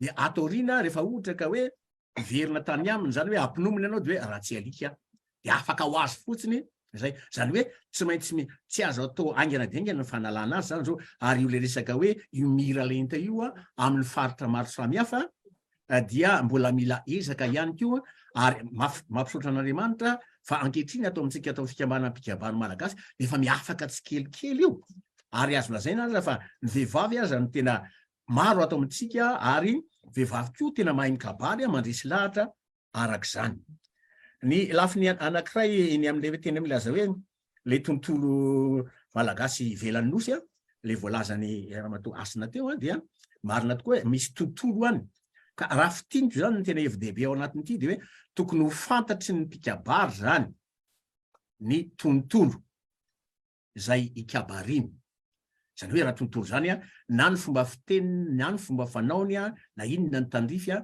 na inona ny mety ao. Vao tamin'ny herinandro iny zay tao amin'ny akademia malagasy nankalaza ny fandikateny zay tokony amin'ny 3 septambra fa tamin'ny lakamisy tamin'ny larobia vao nataonao zay dia ny eo amin'ny lafiny anankiray eo nisy an'izany hoe raha ohatra ka misy fandikateny dia misy roa zay ilay antsoina hoe séquence source makany amin'ny séquence cible. Ny tianao tenenina amin'izany zany zao dia hoe mingy avy aty amin'ny lay loharanony puiriny sy ny amin'ny antefany. Ka matetika amin'ny pikabary dia mieritreritra eo zay teneniko dia marina koa fa tsy ao an-tsainy mihitsy fa hoe tena misy dikany any amin'ilay tontolo ikabariana ve ny amin'izay. Zay ngamba mety fanampiny tiako atao amin'ilay voalaza teo fa voalazany ranjato daholo moa ny zavatra tokony ho tenenina ary isaorako azy ary nanome endrika ny ohatra amin'ny endriky ny kabary amin'ilay zay voaboasako teo aloha teo. Dia mankasitraka indrindra. Mbola misy fanontaniana anankiray na ny avy amin'iva le hoe olona tsy manambady misarabady nefa mikabary ampanambadiana ahoana ny hevitra ao? Io indrindra le ao amin'ny lafiny anankiray misy le matetika hoe mpitaribato vilambava ka ariny tondrony vavany ariny alehan'ilay lalana lay vato zany. Hoe ahoana ny hevitra amin'izay lafiny anankiray azadin'olona nge fa ao anatin'ny fiarahamonina nye dia mifankalala daholo ny olona ka raha ohatra ka hoe ianao no miteny an'izany kanefa hitan'ny olona amin'ny fiainanao ary zay ny masina ty misy antsika pikabary ty zay le tandroasina ilay etika isy mbola ataontsika isy dinidinika ao aoriana kely eo resantsika ny mikasika an'ilay antsoina hoe toetra mahasarika takan'ireny karisma reny angamba ny filazana azy fa amin'ny lafiny anankiray raha miteny eo ianao nefa ny zavatra ataonao aza tsisy dia takan'ireny dekona mialatsiny raha ohatra ka manao an'ity ohatra ity dia ohatra zany hoe mitabataba zany ilay akisy sady miteny ratsy eo dia ozy le dekona ty hoe aza miteny ratsy sady miteny ratsy izy ianao lesany miteny zany hoe misy lafiny anankiray sady izy mandrara le mpiteny ratsy kanefa izy miteny ratsy hafahafa be zay nga manao ataoko an'izay hoe tena misy lafiny tena tandrovona mihitsy ary zany nge ny anaovantsika n'ity le lamba ity ny lamba nge mba lafiny anankiray hoe mitondra tenin'olona ianao tsy ianao no miteny dia ary zay le izy ranjato fa dia eny ary fanontaniana manaraka fanaisana anjara manaraka indray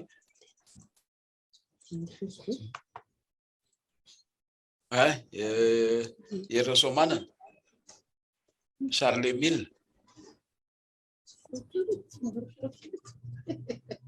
eny tompoko le matsora Somana eny tompoko sotra indrindra tompoko sotra nanome teny tsy amerany araba ntsony fa ny zavatra mampieritreritra kely tompoko voan'ny kabary voaingana aho ny tenako moa te Benelux dia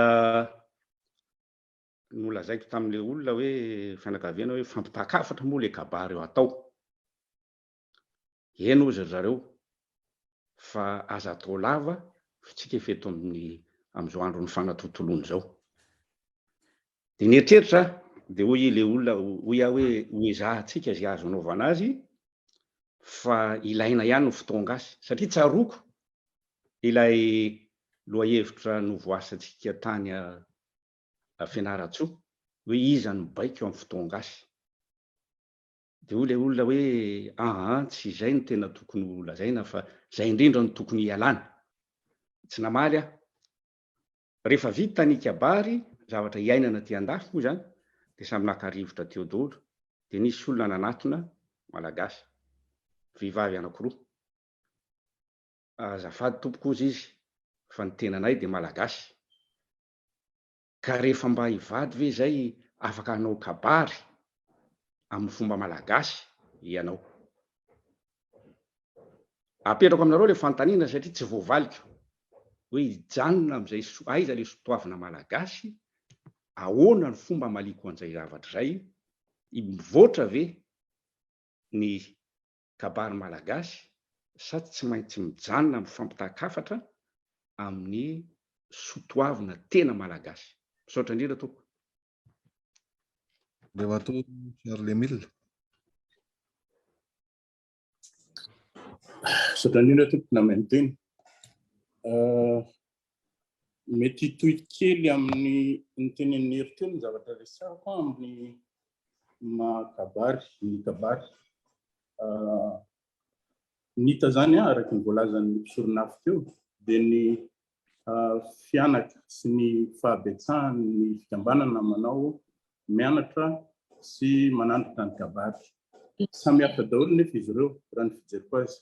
Ary ao indrindra ilay ny tenen'ny Mpisorona teo fa maro ireo le manao kabary zany ataontsika hoe kivalavala sy ny sisa.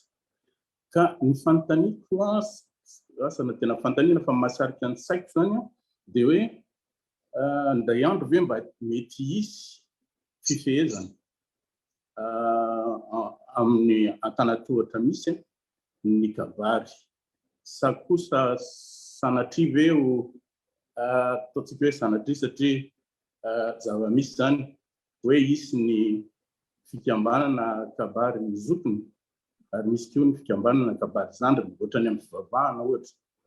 Iny zany ny mahasarika ny saiko ary inona no tokony atao amin'ny zavatra toy izay satria efa nahazo valiny ihany moa taloha teo aloha zany tamin'ny fifanana teo aloha mieritseritra hoe sy ny akademia ve azafady fa misy miteny zany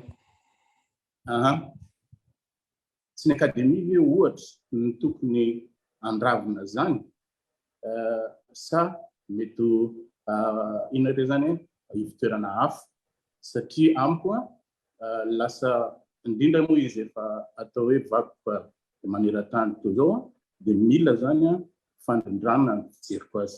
Tsy tena fanontaniana angamba fa fizarana eritreritra lasa fotsiny. Misaotra tokoa. Makasitraka Andriamatoa Charles Mille, mbola misy mangatana izy ko ranjato metsika anazy. Ya, rajonarve Lohahevitra hiverina. Eny tompoko miatsy fa somary miverina kely ako mitoy eto dia tonga tapoko ny eritreritra ao anaty eo. Fanontaniana anankiroa le voalazan'ilay le namana teo avy any Benelux teo le fanontaniana hoe vehivavy anankiroa dia isaika fanontaniako hoe le fanontaniana napetrany taminao ve fanontaniana hoe raha izay roa reto ny vady satria mantsy zany efa misy zao hoe mitovy fananana vady dia manahoana ny fipetrakantsika mpikabary amin'izay raha ohatra hoe misy olona ka mitovy fananana hivady ahoana ny fipetrakantsika ato amin'ny mpikabary mitandro sotoavina. Ny anankiray faharoa dia ny hoe mivoatra ny fiarahamonina ankehitriny dia mba tianao sosokevitra amintsika zany hoe sady manao fanontaniana ny hoe efa mba misy ve tompoko nanao fikaroana amin'ny kabary amin'ny fandoroana faty.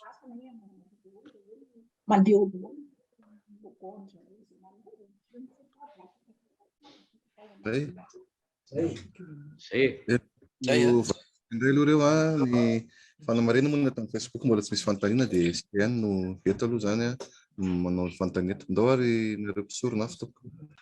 Tena makasitraka indrindra ny fanontaniana ataonareo ary hita mihitsy tena mandalina mihitsy sika ary manambary zany fa tena takalo no ataontsika eto, takalo dinika AMOROM-PATANA. Zavatra tokony fantarina koa tenena voalohany indrindra dia ny amin'ny antsoina hoe tontolo. Satria le tontolo dia mivoatra. Ohatra hoe tontolon'ny ambanivohitra, ny tontolon'ny ambonivohitra, tontolon'ny aty ampitan-dranomasina, tontolon'ny aty takan'izao zany. Voatsela kory misy havanay zany nanao mariazy tany ampitan-dranomasina tany. Dia taraina mihitsy ilay solon-tena malagasy avy aty izay nitondra mba nomaniny taty hoe ho atao na ohatra fotsiny aza hoe tsy hoe tsodrano akory fa zavatra fanomezana dia ohatrany amin'ny lafiny anankiray any zany dia ny azy dia le fifaliana fotsiny na dia samy malagasy azy niany tena fifaliana no atao dia misy kabary tahaka izany dia manjary ohatrany hoe tsy nitovy ilay tontolo anakoa ary tsy azo mena tsiny io. Zay indrindra no tena tokony tenenina azy hoe ilay ho an'ny mpikabary le manao hoe lasitra. Ka raha mitenitsika hoe sotoavina, ka ny sotoavina malagasy taloha mety sotoavina malagasy ankehitriny tahaka n'ilay lay misy mpandala ny teny malagasy dia tena aoka hijanona amin'ny teny malagasy mihitsy amin'ny teny frantsay purisme ary ny fampiasana tafahoatra izay toejavatra zay ange vao mainka ratsy fa tokony ao an-tsaina trany la hoe sisy lasitra akory fa fiaingana ary io mihitsy zany aza mieritreritra ianareo enantany teo hoe ny akademia tsy mamaritra hoe tiany tsy maintsy atao fa tontolo anankiray hifampizarana sy anaovana fikaroana ao dia amin'ny lafiny anankiray mbola tsy amin'izany tsy mitovy amin'ny akademia frantsay akory ka zay tapahany ao satria mandeha lalàna io mantsy ka mbola aengany ka mba tafita lay lalàna lay volavolan-dalàna zay nieritreretina ny amin'izay hoe anapahan'ny akademia arak'izany fa io dia raha mampianatra any amin'ny kilasy malagasy ianareo any amin'ny fanabeazana fototra sy any amin'ny ambaratonga faharoa any dia misy hoe fomba amam-pahendrena. Le fomba dia endrika ety ivelany zany hoe lay ositra ety zany ary ny fahendrena dia lay lafika zany hoe raha mitentsika hoe fomba amam-pahendrena tsy fomba ihany ny ampianarina fa ny fahendrena inona ny hevitra ilafiana io ary hevitra ilafiana io no resahantsika amin'ilay teny hoe lasitra. Anome ohatra hoe raha manao kabary ianao zany zao hoe nisy teraka ka ny fomba taloha dia hoe manatitra kitoza ho an'ny mpifana dia taloha dia na kitoza mihitsy nentina dia tatorina ny vola satria hoe hividianana kitoza mba hampisy sokay anga na ho an'ilay ronono zany fa niova tatorina vola foana lay izy dia miova na ny kabary ankehitriny aza ka zany hoe eo zany tena hoe idiniantsika malagasy mpikabary ny hoe sy anao manaradavahana fotsiny hoe tsy maintsy ty fa araka ny fivoaran'ny toetrandro sy ny fivoaran'ny tontolo no ampifanandrifina izay fahendrena na lafika na sotoavina malagasy izay ny zava-dehibe.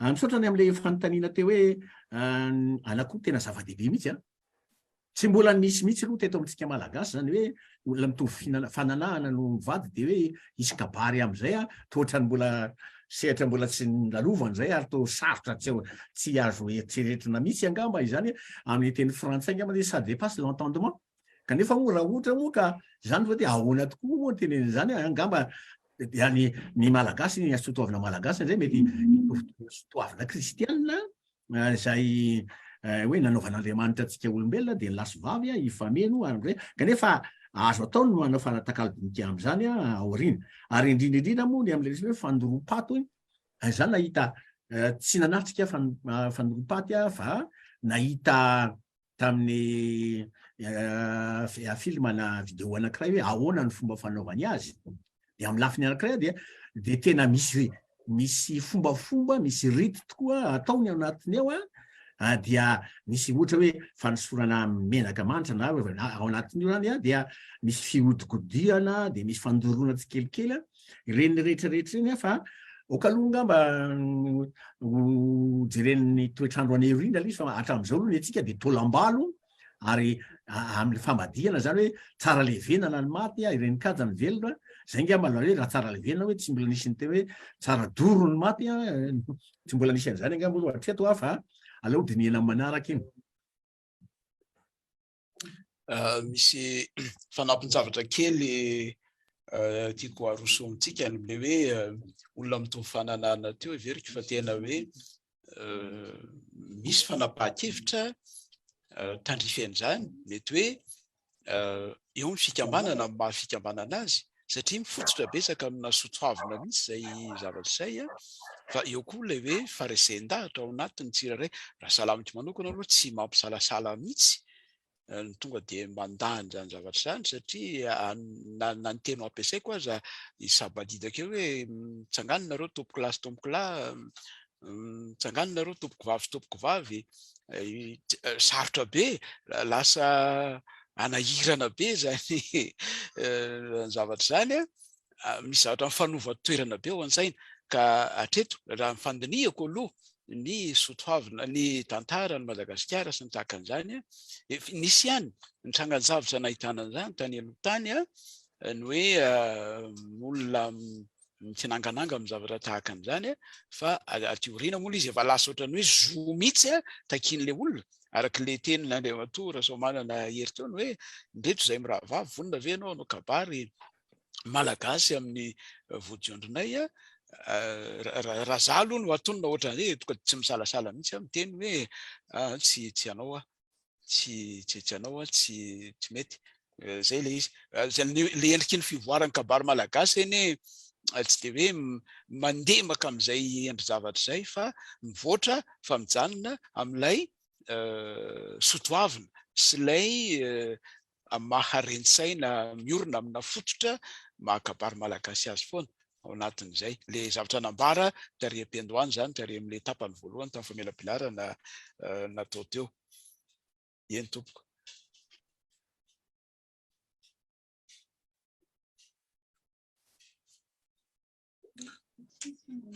Eny tompoko misaotratsika ny amin'ny fifampizarana sy ny fanakalozana hatrany raha mijerina atao amin'ny Facebook mbola tsy misy fanontaniana ihany isika sao dia mbola misy manana fanamariana faraparany ny ora raha teo koa efa manakaiky ihany ny ora izay efa maranam-parana antsika azy kanefa ny zanazany azy tsy hosakanana antsika raha mbola misy manana fanamariana. Andriamatoa-mamy manakatana alohan'ny tenenany mamy azafady alohan'ny tenenany mamy Kanada nisy fanontaniana mbola tsy voavaly teo le avy Andriamatoa sary le mila le hoe azo atao ve ny mifehan'ny kabary mba hoe misy fikambanana zokony misy fikambanana zandriny ohatran'ny hoe le secte zany fiheverako efa nambarako tao anatin'le famelabelarana natao ihany izy io no hoe tena tsisy mahadiso antsika FI.MPI.MA mihitsy ny manamafy ny arofanina ho antsika atao anatiny aloha ary ho an'ny anyvelany koa ankoatran'izany ialana amin'io le andeha atao hoe fanarahan-davahana sy kinangananga etsero io ilay famoroporonana zavatra tsy misy fototra tena amin'ny fikambanana zokony antsika eo amin'ny taona dia tena zontsika mihitsy ny manao an'izany ny mitaridalana arak'izay ary io le nambarako hoe amin'izay fomba rehetra azona maneho hevitra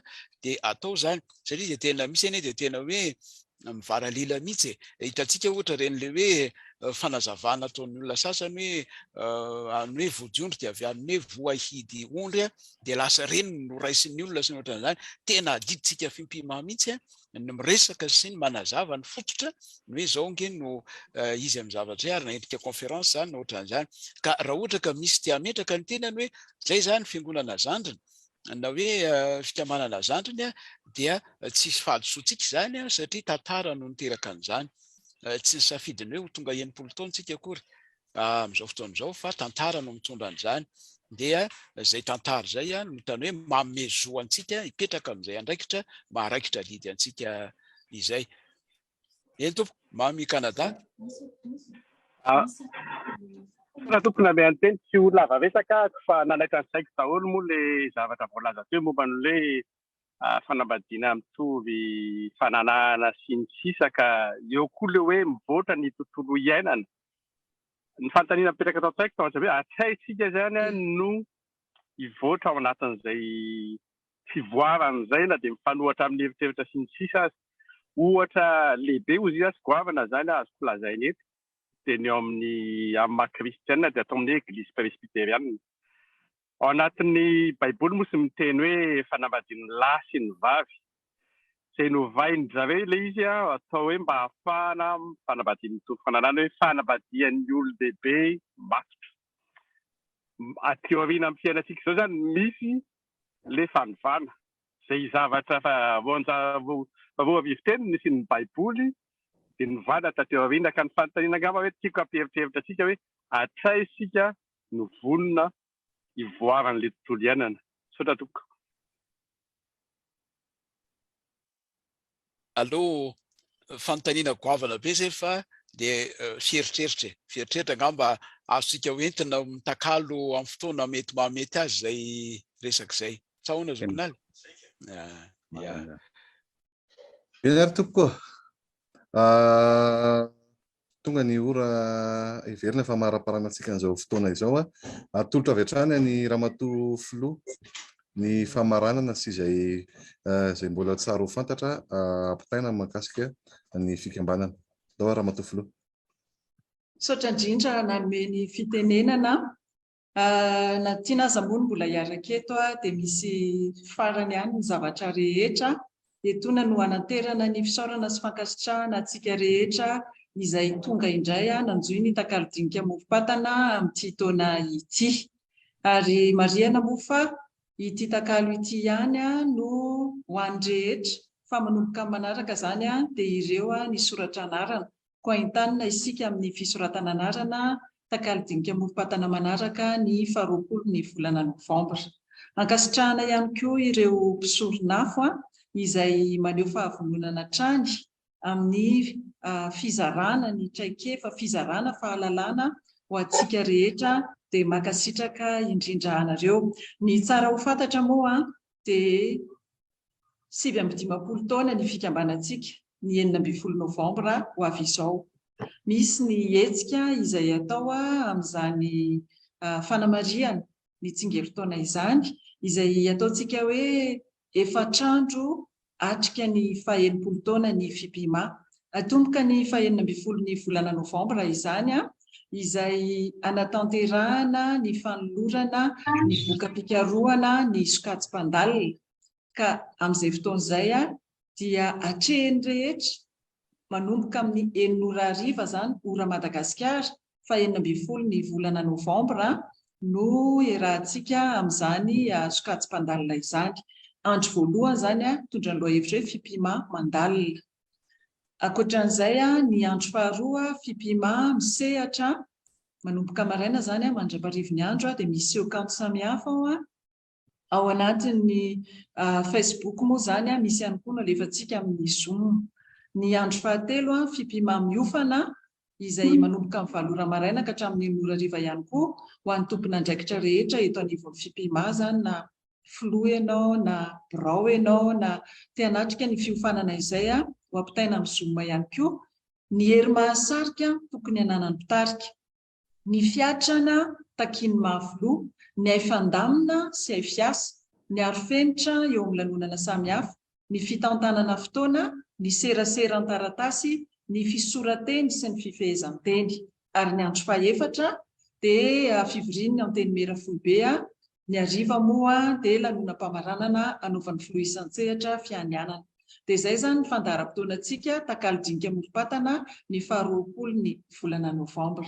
Dia makasitraka antsika rehetra nanatrika ny takalo dinika mofo-patana tamin'ity androany ity dia miraro ny sosiny tsara ho antsika hatrany ary samy handray ny tandrify azy avokoa tamin'ity fotoana androany ity.